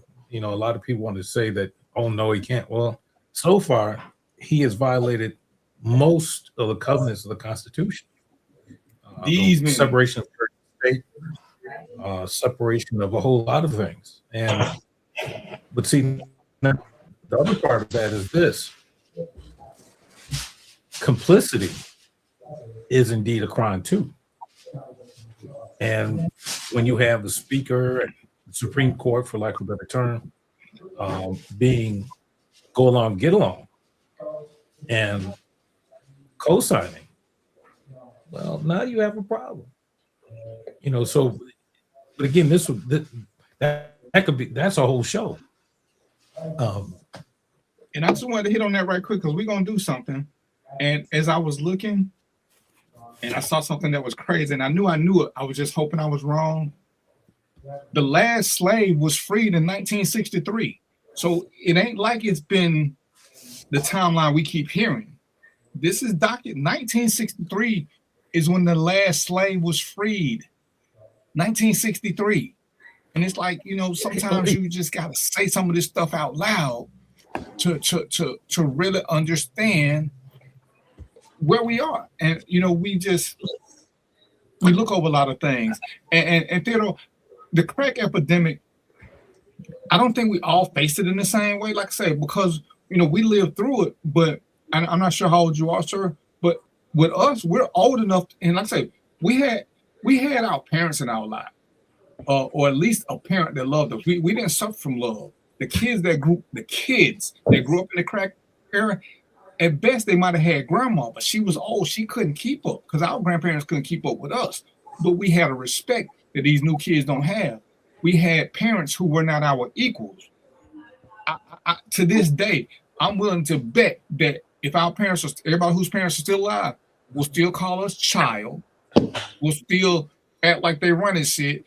Because that's what they do. And guess what? When they say shit, we respect that. And we're not going to give them kickback. I look at some of these kids now, like I say, the parents treat them like equals. I'm willing to bet none of us ever felt like we were equal to our parents. None of us. Not a chance. But that whole era, who did they have to look up to? Everything that they learned was either from the TV, which is how they got a negative impression of us. Because let's say in the crack era came in the early 90s, mid 90s. Yeah. Yep. What were our positive shows? Do we have any shows that made us look good? Because it damn sure wasn't. I'm talking about the Cosby. But the Cosby came out in it wasn't the early 90s, or was it? I don't think it was then. Well, so DVP though, you ventured into another space because we had our struggles trying to get on commercial TV too, and that was right. But I'm just saying the kids had no positive role models to look at. At least we had our parents or grandparents. The kids didn't have their parents. The grandparents was probably unavailable or whatever because of everything that was going on. So who did they have to look up to? What molded their thinking? TV, and all they had was bullshit TV. So let me say this to solidify your point. The heroes, when I was growing up, I'm younger than both of y'all. So when I was growing up, the only black heroes I had on TV, one of them that I can remember, Lieutenant Uhura on Star Trek. Joe Mo know all about this. Only black lady on Star Trek. That's it. She was one. I was like, somebody black on TV. Yep. That's amazing, right? On commercial TV. Outside of her, none really come to mind right offhand. Right. And it just weren't. You had there weren't. No, they will put black women on before black men because you had Diane Carroll as nurse. As a single mother, though, right? But was that in Mo's era though? That was before me. That was before. Joe, that was me in your era. You going back way too far. Because Joe, when we had Room 222, we had Mod Squad. Oh yeah, well I remember Link. I remember Link now. Link was the man. Okay, so I watched Link. I watched Link. But the era after you, Mo, what did they have? That's it. I just told you. That's it, man. Just hell, we even had Hondo on SWAT. And that may be coming up a little bit, but everything that we saw about black kids from that crack era was detrimental to black people. We were all pimps, prostitutes, hoes, or something else. What? George Jefferson, who to me, he was the biggest racist on TV. He was a bigger racist, George Jefferson, to me than Archie Bunker. But that's to me. So DVP, y'all know this one, but this was one of my heroes, man, because they didn't have a lot of black representation. Huggy Bear from Beretta. No, that was Starsky and Hutch. What? Huggy Bear from Starsky and Hutch. Yeah, Huggy Bear from Starsky and Hutch. And Theodore's, let's see, for me watching and seeing it, no matter how much love I had in the house, to see my sisters and brothers dying in the streets was a sad moment to be black. I raised 3 boys and one wasn't mine. I was a role model. They told me off. And see, when you raised these three boys, did you raise them as the father, or were you just the oldest child? Because a lot that's a lot what happened. And like I said, that's not, we'll do that next. I don't want to end the show on a bad note. I mean, in the year, Family Matters. I don't even remember Family Matters. So what? I guess we got to go to Different Strokes and Gary Arnold, or yeah, Family Matters came after all of that, man. So who what's going on, TC? Who was on Family Matters that was a black role model? I think that might have been Urkel. Okay. No, the father was he policeman. Oh yeah, his son was Urkel. Oh yeah, that's right. Okay, I know what you're talking about. Yeah, that's right. Yeah. So but yeah, it was just crazy. Yeah, but they showed him a fat policeman eating donuts. Right. Hey, he was a fat policeman eating donuts in Bruce Willis movie. Oh, Die Hard. Yep. Die Hard. Yeah. Because we just didn't have serious roles. I mean, especially like I said, and we specifically talking about that crack era when we needed us more than anything else. We let each other down. The government let us down. It was just because no disrespect or no nothing. Our parents got us out of that neighborhood. So who was there to lead that next generation? And like I say, when I'm looking at it and I start just paying attention to it, I think that was more our downfall. Like I said, everybody keep wanting to talk about welfare and shit. Us moving out the ghetto was not our downfall. That crack era was our downfall. Mm-hmm. Okay. What you got? No, I will say this. In addition to that downfall, it's when they destroyed, we let them destroy the nuclear family. And how they did that was by us not telling our stories to our kids about what their grandparents, great grandparents, so on and so forth did. See, here's the thing with all other races, they continue to tell their stories of their legacy. You can hear people talking about, my great grandpa or my grandfather survived the Holocaust or whatever else, but you don't hear about the Black Tankers or the Tuskegee Airmen or the 761st Armored Division or the Red Ball Express, because they've all wiped that out. And if we continue to let this guy do what he's doing, he's going to do it again. Because those who forget history, I mean, if you forget it, you're doomed to you're out. And that's what he's doing.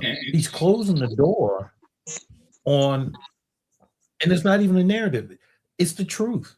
They're now telling the kids in Texas that slavery was an incident. What do you mean it's an incident? Yeah, Mark, it's got to be you because it came back when you came back. He might have his phone on and his computer. There's a little Etch-a-Sketch.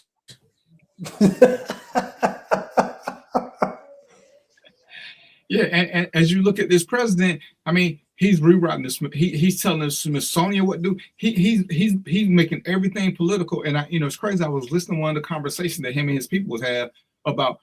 We don't want to make president again to the sensitivity issue. We don't want the little white kids to feel bad because their parents weren't shit or their great grandparents weren't shit. We don't want them to feel bad. It's not fair to tell them this or to tell this. You got to be shitting me. So we should keep the truth away from them.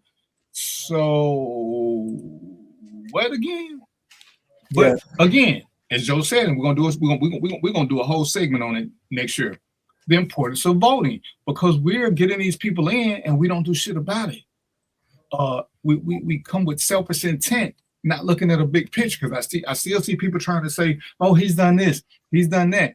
Oh, gas prices are down. The president has zero to do with gas prices. Zero. Correct. I'm so tired of that being a narrative. It's zero to do with it. Zero. Anytime if you look at yearly stats, the gas price always goes down before major holiday season because they want people to drive. It happens every year. The gas prices go down right before now because they want you to drive. That's not presidential. There's nothing about it. But as one of my friends said, he went to buy coffee and he just happened to have a receipt. Last year he paid for, and he's a coffee drinker, he paid $9. This year the coffee was $20. But the same, well, actually a smaller size, but the same thing. Cheaper gas, cheaper food. And it's like when I see that question, what would you prefer, cheap gas or cheap food? Well, everybody doesn't drive. I don't know of anybody who doesn't eat. So unless you're driving cross country every day, it makes no sense to want cheaper gas over cheaper food, to me. And Thito, what traditions then we keep? We didn't have a lot of traditions. We didn't bring much over with us from anywhere. So when we talk about traditions that we didn't keep, name a tradition that we should have kept. Well, unless he's talking about starting in Africa. I don't think he's talking about that. He's talking about in America. But even in Africa, what traditions did we keep? Because we don't know them. Go ahead, Joe. No. I'll give you one tradition. The telling of the tales. We have gotten away. We've forgotten to tell our kids what their grandparents, great-grandparents did. I can tell you about mine. Yeah. My kids can tell you. So that's the tradition because everybody else does it but us. Everybody. Yeah, I've got some books here with Trump, and Trump made the comment about his good German blood. And if you listen to him, I think it was a couple of weeks ago, he says, I got to give you this one. When that black Somalian gets on TV and says, "We voted for Mr. Trump. We knew he was an agent of chaos." Please look up agent of chaos because it says one that's concerned with enriching one's self. Quote. He called Somalia, in particular the Minnesota Somalians, coming from a country of shit. That's a quote. Then he stands at the podium and says, "Can we get any people from Denmark, Sweden, Sweden?" And they applauded. And then this black so-and-so stands up and tells, "I've been a Republican. I got no problem. Listen, if you vote Republican, I'm good, great. But now you got what you voted for." Now, let me just, again, I'm going off script, but I got to say this. The Democrats did it to themselves. They really did. Let's just get that out the way. Do I agree with some Republican policies? Yes. But let me tell you something, ladies and gentlemen. Understand the word conservative. The original conservatives were your great-grandparents coming out of slavery. And understand why they were conservatives. Because you had to conserve what you had. So let me absolutely, Joe. So let me just say this because y'all brought up history, and I want to say this. We all watch Henry Louis Gates on TV doing research to find, legacies and connections that people had from the past. So the thing I'm upset about is this. That kind of process should be free. All right. We should all be able to track our ancestry for free. They actually, God damn it, they turned this into a damn business. So if you want to know who you connected to, who your background is, you got to pay. That's stupid. That's ridiculous. I'm sorry, man. I'm going to get upset. That's ridiculous, man. That information should be free for everybody. And that way, because part of your history is knowing where you came from, right? I'd love to know where I came from. I had to pay to find out that I primarily, my blood is primarily from a certain place in Africa. I believe I'm from Benin or something like that. And it's so liberating. I'm like, wow, that's where I'm from. That's amazing. Even just finding out that information. So once again, information has been tainted with the fact that they're going to charge people for that particular information, which we all are due that information. It's our right to have that information. You broke it. Give me my information. That's how I see it. So, and I'm gonna just say this because I thought about this. One of the things that we should have been sharing, and it pains me to say this, is that the older people had a Bible that had a family tree in it. Those Bibles disappeared because you could trace your way back because that Bible was something that was passed down amongst a lot of families. Now there's no Bible. So, and I ain't casting blame on nobody, but you could see the mother's side and the father's side, and you could trace back a lot with this Bible because this Bible was gold. This Bible was gold. Go ahead, Joe. I saw the look. but it's interesting because, again, coming from the South, not only did you know who, where, what, when, and why, but also had remedies that you will never find anywhere else, that they are now stealing from your parents, your great grandparents, that they didn't know. Yeah, medical history. You Yeah, talking I about got that? out. No, like Huh? the home remedies. Yeah. Yeah, the home remedies. What to do for this, what to do for that. Because they couldn't afford to go shop for all this stuff. So they had a lot of, like I was watching somebody the other day and they was talking about putting the onions on somebody's foot. And I had to laugh about it because it's supposed to draw toxins out. But most of us Right. don't know that, because it didn't get passed down. It got lost in translation. And that's why I say, to me, a lot of that got lost with the crack era, because where are the Bibles now? Who can go and find the latest Bible that's in the family that's up to date? And that's one of the things that if I would challenge people, find that Bible. And as much as I'm not a Christian or anything, start one. Start doing one and keeping track so you can pass it down to your kids or to the next kin, whoever. Because you shouldn't have to pay to figure out who was who. There should have been a lot of little paperwork that was connecting everything somewhere, because they wrote this stuff down. They didn't do nothing else. They wrote this stuff down, even if all they put was Kenny, because that's all they knew. There was a time we could track these things. When you go back to to Alex, Haley, and Roots, all these things were written. And whether we lost some of them, whether they destroyed them, we still stopped doing it, because we could have picked up wherever we wanted to, and we could have started our own, and we don't.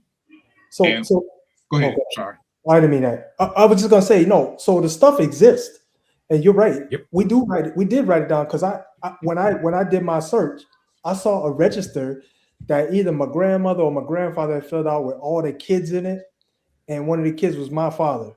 So there was some kind of mechanism in place to make you write down information. I'm guessing it was a census, and this was probably required during that time. I'm not exactly before sure. there was a census. Yeah, but before there was a census, our communities had those Bibles. Those Bibles predated the census. So you would have great grandparents. You'd have birth dates, places of birth, the home remedies, and those remedies, like I said, they're now stealing, because and here's the thing. If we look at how long our great grandparents lived and what they ate, how did they live so long and work so well? Facts. What did they know? Crazy.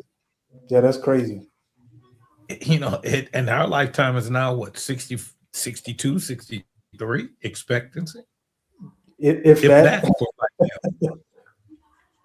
If that. I mean, between the three of us, not trying to be funny, not including Mark, we're beating the expectations. Man, I should have been here a long time ago. but wait, and here's what's even funnier. For myself and DVP, we're the benchmark. We're actually setting the benchmark. Yeah, that's a fact. Because we're not supposed to be here. It's a fact. The actuarial number said that within 3 years of retirement, the average Black policeman will die. And I'll be damned if that wasn't the case. My uncle died almost 3 years to the date from retiring. Almost 3 years to the date. Joe, that's not a coincidence. You know that. They've done all this. They know what it is. Yeah. The algorithms are probably good. Let me add one more thing to the crack thing. There's a couple of things we got to look at. When we look at the crack epidemic, you also have to look at the other correlation of the high level of autism that is now in our communities. It's off the chain. Now, here's the interesting thing of autism. We used to call people retarded. Now they're saying it's autism or being on the spectrum. I would say that this thing can be a curse or it can be a blessing. Because if we look at this in certain spectrums, I've seen a lot of autistic kids. In fact, I've got a nephew that's a damn near genius. No social skills, but he's a reader. He's above. He He's above average. Now, again, look at the number of cases of how that spectrum has gone up in our community, and you'll see a correlation with the crack epidemic. Now, Richard Pryor said some years ago, and I know I'm gonna lose a couple of you guys, but here's the thing. Richard Pryor said, if you got the grandmother being called mama and the mama being called by her first name, you're gonna have a problem with that child. Anybody remember calling their mother by their first name? Bet not. My mother's been dead 30 years, and I still don't call her by her first name. So, Thanks. Why would it? Listen, that, you know, that just don't make no sense. I don't even know why anybody would want to do that. You know, it's just. but I mean, again, because they're not raised the same way. That's why you got to understand. Right. There's a whole plan. When you take out the nuclear family, you take out all society. Because here's the thing: everything you learn where? At home.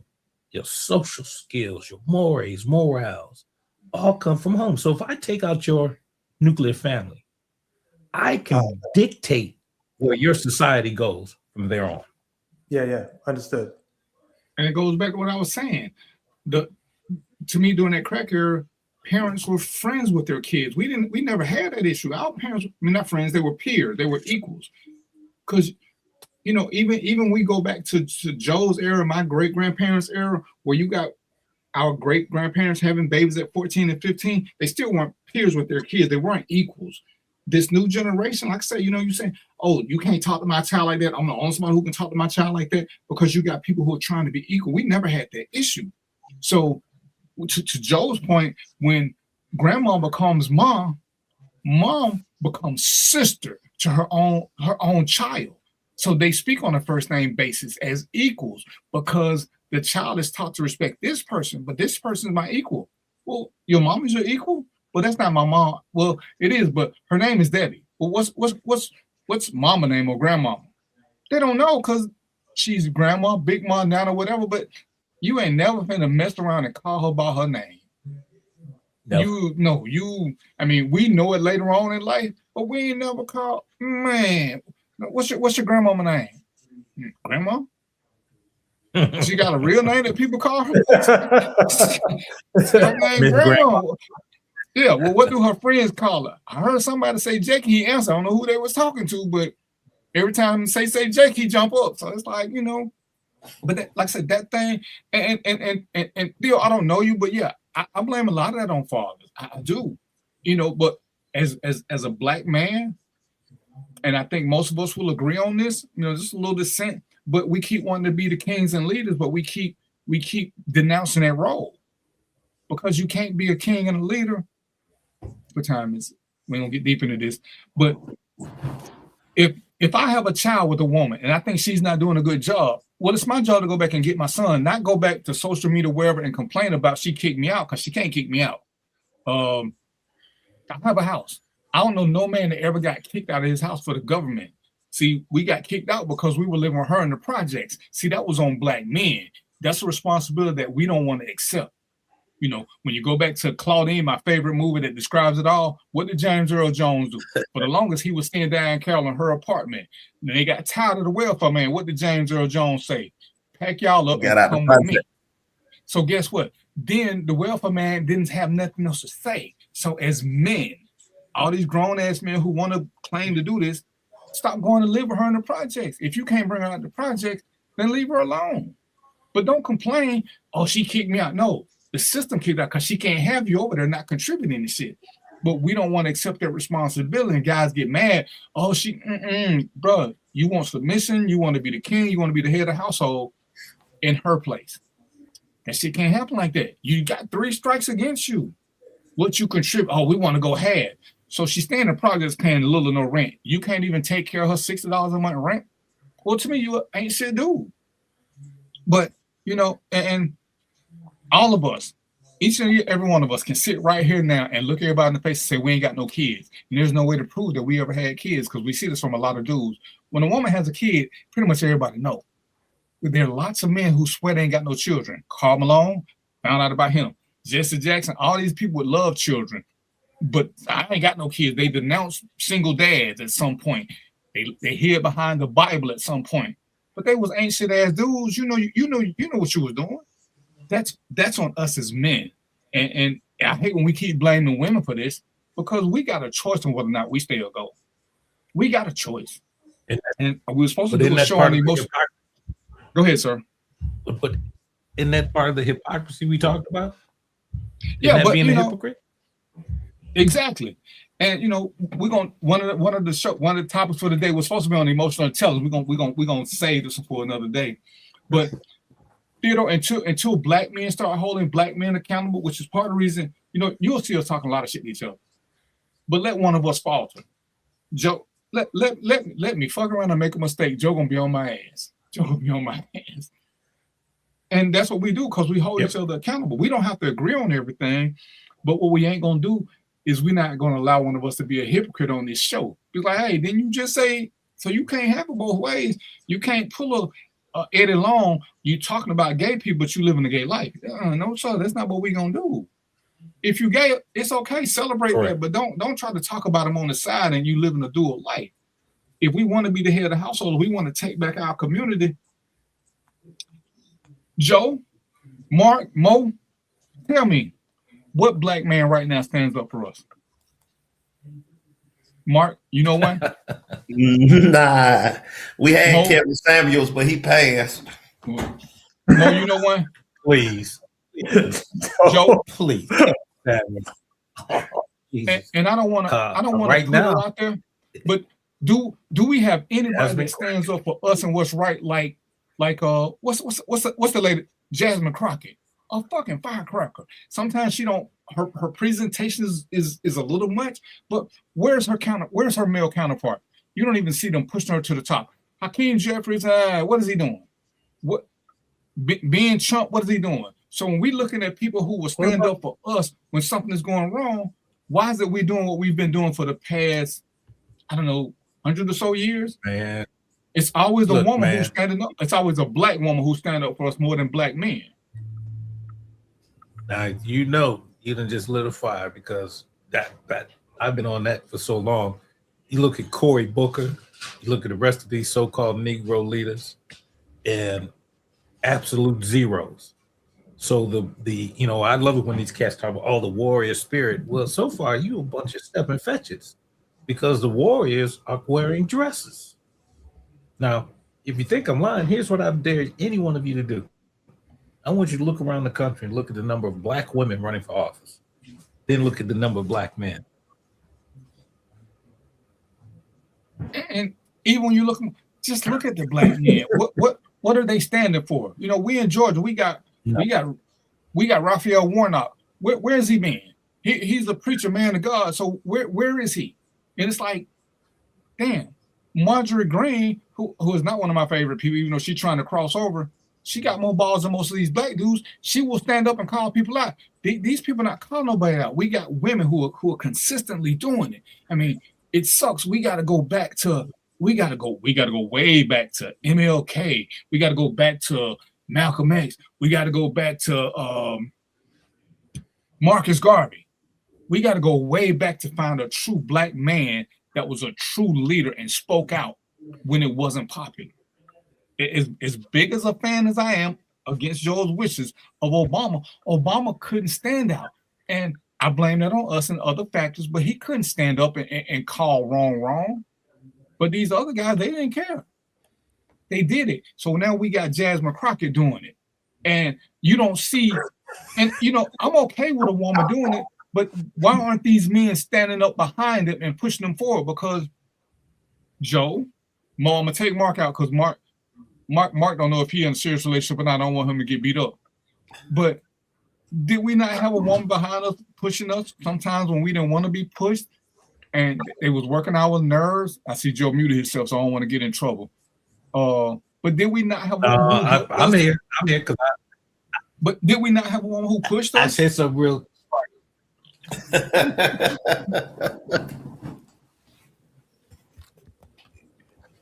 Hey, congratulations.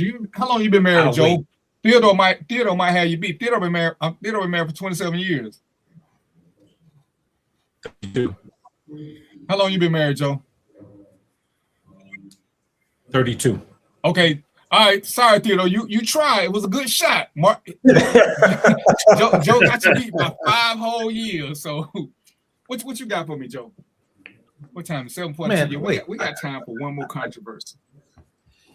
Oh, well, let me go back to what you just see. You should have never said nothing about the O word.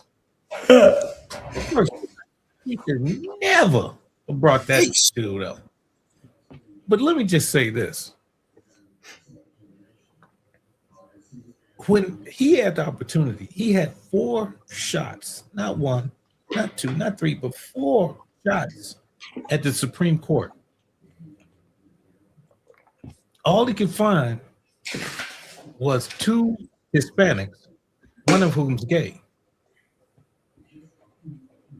You couldn't find a black gay nothing in this country. You couldn't find a straight black nothing in this country. They went up and commented. But you want to tell me what he couldn't do? You want to tell me what he couldn't do? Hold on. Didn't this guy that's sitting in that chair now, has he not only disrupted entirely what the whole process is because he could do it? Not just because he could do it, he did it. See, there's a difference between having testosterone and estrogen.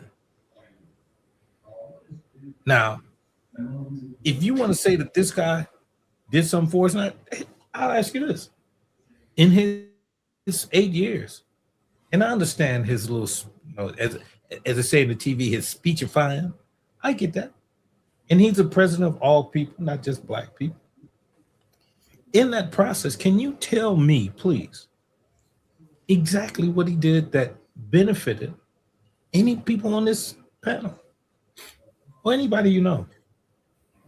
The Affordable Health Care Act helped white folks, poor white folks who voted against him. Please, I'd love to hear the argument. And now they're about to immortalize him into this travesty. If you look at this new building they built for him. In fact, when you come back, we're gonna go over there, Mark. But I went over there. Take a look. Hold on, how Mark get an invite and I ain't got an invite? What kind of thing is that? Because you don't know how to go to Chicago. You scared. No. Mark came here because he was on the lam. See, you're not on the lam yet, so he was doing some, he is scoping out where he got to run to. So I get that. But again, in this scheme of things, when we look at what's happening in this country, the highest court in the land, he had 4 shots at, and he couldn't find nobody of this ilk nowhere. In the history of this country, it took white men to put black people on the Supreme Court. When you had a black guy, they could have had at least 2. What is wrong with us? Now, to your point, I already said, Joe, there's some things I do knocking for. I'm knocking for some stuff. Look, Marjorie Taylor Greene, as crazy as that sucker is, she said something. Now, I heard some people talk about this person in the White House, and I give them the credit. And they said this: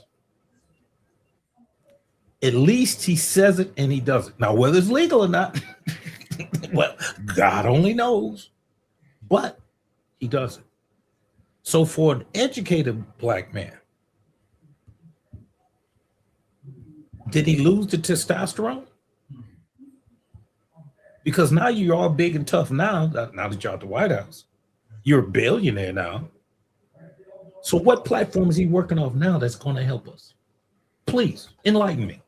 But you see, I didn't name him as a spokesperson because I'm not putting him there. All I said was what I said. I'm still Jasmine Crockett right now. If I had to pick a hero, it would be Jasmine Crockett because she's the only somebody who's standing up to it. AOC don't talk like she used to because I thought she was going to keep going, but something silenced her a little bit. Jasmine had 3 bowls of don't give a fuck. Jasmine not only, but she got more testosterone than those so-called black men. And you know what? If we're being honest, it ain't that. I'm starting to believe that estrogen is stronger than testosterone because these women with this high estrogen, boy, they fucking fireballs. So I'm starting to believe that testosterone is a little over. Maybe it makes you stronger physically, but when you want to be strong internally, we might need some shots of estrogen because these women, even the woman from Jamaica who ain't a full son, she'll speak out, and it's like it's so many of them. But they said when we get to Cory Booker, Hakeem Jeffries, and all them, Warnock, ain't nobody saying nothing. I just don't see any dudes standing up to none of them. And I keep trying to look. I keep waiting for somebody to come up. Oh my God! If Van Jones cry one more time, I'm gonna start watching TV. It's like, so no matter what realm you look in, who is the black man that gives us something to aspire to be? Anybody can answer that. I would go you one. I would go you one better. What black man that not only inspires us, but can reach everybody? Because the fight, just like the gospel song, Troy ain't just yours, it's ours. And the problem I have is that in a Warnock, in a Booker, as Theodore says, we're scary, we fight each other before we fight them. That's true. You see them bogging themselves down in minutia, polite way of saying bullshit. And until we get off of our high horse and understand that, division, they divide and conquer, and that's what they do. That's number one in the playbook. And we've been letting them continue to do that since they so-called freed us. See, if you go read King's books, particularly the letter from Birmingham jail, he said this about liberals. He said, I fear I led my people into a burning house. Liberalism. Because the original conservatives were black folks. Just like people talk about all the Democrats are fond about Nathan Bedford Forrest, the father of, Civil War general. It's true. But this ain't the party of Lincoln either. But understand something about Lincoln. Lincoln didn't free the slaves because he wanted to. It was out of necessity. So the real point I'm trying to make is that we have forgotten history. We're forgetting to tell our kids our history. We're not taking them to those places where they understand what our history means. And those who forget history are doomed to repeat it. That's why you see something about the Holocaust, because the Jews ain't gonna let you eliminate them nowhere ever again. They'll burn this motherfucker up. Pardon my language. They'll destroy the earth before they let you mess with Israel. Guarantee you. You'll see World War IV, 5, 6, World War III, and it's over with. Because they ain't playing.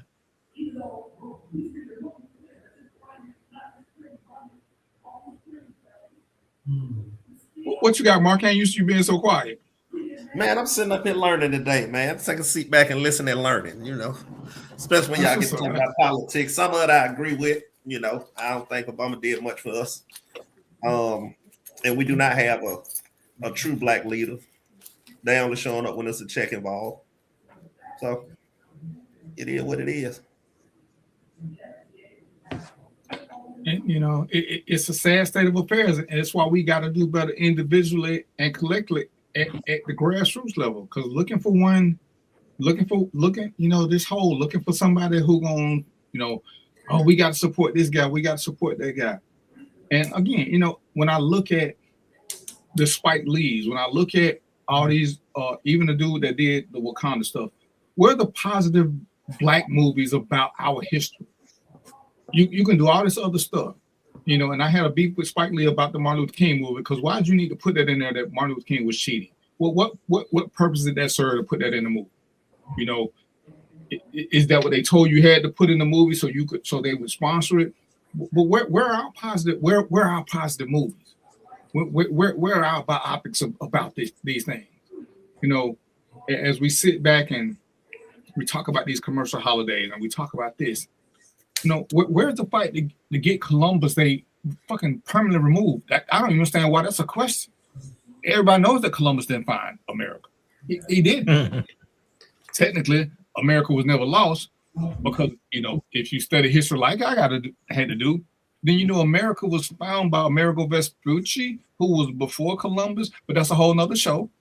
So how do we get into all this craziness with Columbus being anybody other than a rapist, a slave trader, and a bunch of other horrible shit?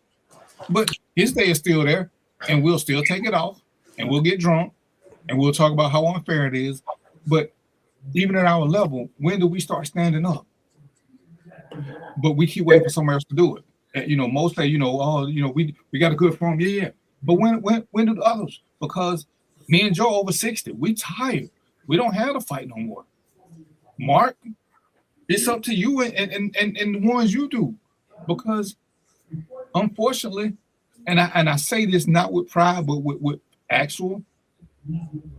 As we get older, we got kids, we just don't have the same fight no more, and we tired of repeating it. We trying to tell people stuff. Because people like, oh, you always talking bad about this person. I ain't talking bad. I'm just telling you fact. Because if you can't refute it, then what am I saying bad? When I talk about being Chump, when I talk about Jesse, when I talk about what's the slick haired dude name that had the stomach surgery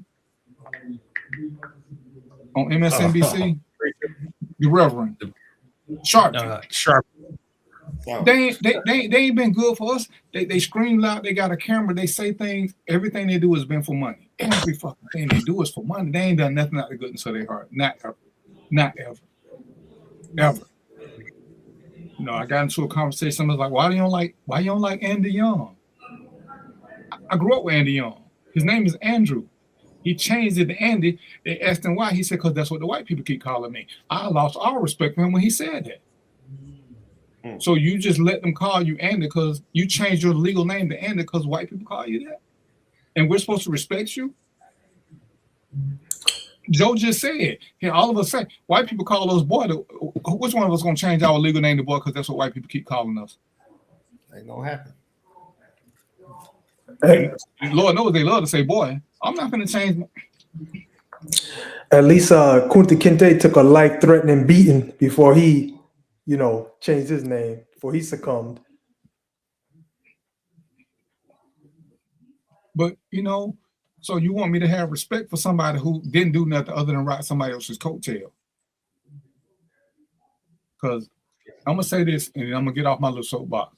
If you ever watch Andrew Young speak, when everybody start going to sleep, mark my words, he going to say this, and I told Martin, and that's going to get everybody back up listening. Because it happened every time. Every time, because nobody's listening to him. And I told Martin, here we go with this shit again. You ain't told Martin shit. You weren't one of his advisors. You wasn't. It's like, you know, where are all these kings who are self-proclaimed kings and self-proclaimed alphas and self-proclaimed warriors? What are y'all fighting? Oh, y'all fighting women. Oh, what the fuck was I thinking? That makes you a king and an alpha because you're slapping the shit out of women. But as Theodore said, you ain't gonna fight the white dude because you know you can't win. You're not gonna fight the system because you know you can't win. And me and Joe been in the system. Joe been a police chief. We can tell you the system can be beat if you fight it right. It just takes time, it takes knowledge, and it takes energy. Because Joe should have never been police chief under the system. But sometimes you know, don't get it twisted. Every now and then you gotta calm down to get in. I ain't a fan of Jay-Z music, but if he can find a way to get us in the NFL and get this stuff going, then why would I be mad at him? Oh, he did this. I don't care what he did. He got a group of white men to let him turn the biggest event into a black party. That's a major effing accomplishment. That's a major accomplishment, whether you like the man or not. What about so-and-so? Come on, what we got? So, 7:56. Everybody give me something. Give me a parting shot before we go. Theodore, I hope you can make it next week. Well, maybe not next week. I don't know what we're going to do. What you got, Mark? Hey, look, man. Let's get ready for the holidays, man. Be safe. Enjoy it. Don't get stressed and depressed. Stay up. Mo, what you got? Just don't get manipulated into going broke. You know, do what you can do, and you know, be satisfied with what you can do. And you know, if the people in your circle are your real people, they'll be happy with whatever you've done. The infamous Joe Mo. Well, I just want to leave this. Dr. King's top advisors, some of Dr. King's top advisors were a guy named Bayard Rustin, Langston Hughes, and the poet laureate that eventually moved to Europe because of racism. They were all gay. So don't get hung up in that bullshit, because guess what? There are people in their circles that are gay, but they don't take the beatings or the lashings that we give to ours. And I had something, but Joe made me change it. Y'all need to know who Bayard Rustin was. He didn't get the position from us simply because he was gay. Had he gotten what he deserved, will we know who Martin Luther King was? Nope. Y'all need to know who he was. And this is one of those things where I think we don't read enough. And it's like I said, it's not to diminish anybody, because hey, Martin Luther King was who he was. Rosa Parks was who she was. But they were not the originators. They were not the ones they were chosen, but they were not the inventors or the creators. And once we understand that, we understand Claudette. What was her last name? I know you know, Joe. What was Claudette's last name? Johnson, I think. Colvin. Oh yeah. Once we know these things, Colvin, yeah. See, knowledge is power. Can't nobody take what you know from you. Once you know about Bayard, then you know. So when people start saying something, you can have an intelligent argument. Once you read about Malcolm X, you'll know, you'll understand who Detroit Red was. You'll understand how him and Martin switched positions. Because I hate when people say, oh, you got to fight like Malcolm. Well, Malcolm turned out not to be such a fighter. And again, I challenge all y'all to tell me who he fought. He never fought anybody. He understood a show of force. He showed up with a bunch of people. Today we call him a punk because he never came by himself. He always came with a bunch of people, which to me made him a great leader. But Joe, did he ever do anything by himself? Nope. You are a researcher extraordinaire. Didn't he always come with a gang? Eventually, yes. That was his strength. He could get 100 black men in suits to strike fear in the hearts of the white man. But he ain't laid his hands on nobody. He just spoke eloquently. He spoke the Queen's English, and that scared them. But he ain't fought nobody. But we let them pick our leaders. We let us discriminate against us. One of the questions you asked earlier, Theodore, because like I said, Martin was not the first choice. Rosa Parks was not the first woman. She just did a description that we created for our narrative. We discriminate more against us to appease them. And something we got to think about. February coming, we're going to do some great shit for Black History Month. Thank you, Mr. Reed. Reed is my dude. We got sued together. So, you know, we thick as thieves now. So y'all know what this is. This is Random Thoughts with DVP. We're going to see if we can get Joe to come on some more since, you know, we got to pass and everybody. Mark, you got to stay in Atlanta because his wife won't let him run on the show when you on the run because she think you won't come up there and then she can't let him have company. So, Mark, you got to stay in Atlanta. Right. So, you know. Mark got the tour, though. So, gentlemen, before I reach out to y'all, do we want to do a show the next couple of weeks? Like I said, it's Christmas Eve and New Year's Eve. Do we want to do a show or do we want to just wait until the new year? Think about it and let me know what you want to do in the inbox. I just need y'all to think about it because I'm going to probably do something. It'll probably be a quick show, but just let me know if y'all want to do something. Okay. You know, if we don't see something, we'll forget in a heartbeat. All right, so y'all know what it is. Hey, man, until next week or whenever. Peace, popcorn, and chicken grease. And we out. I'll hit you up, Joe. All right, later. Where's the outro? Where's the outro?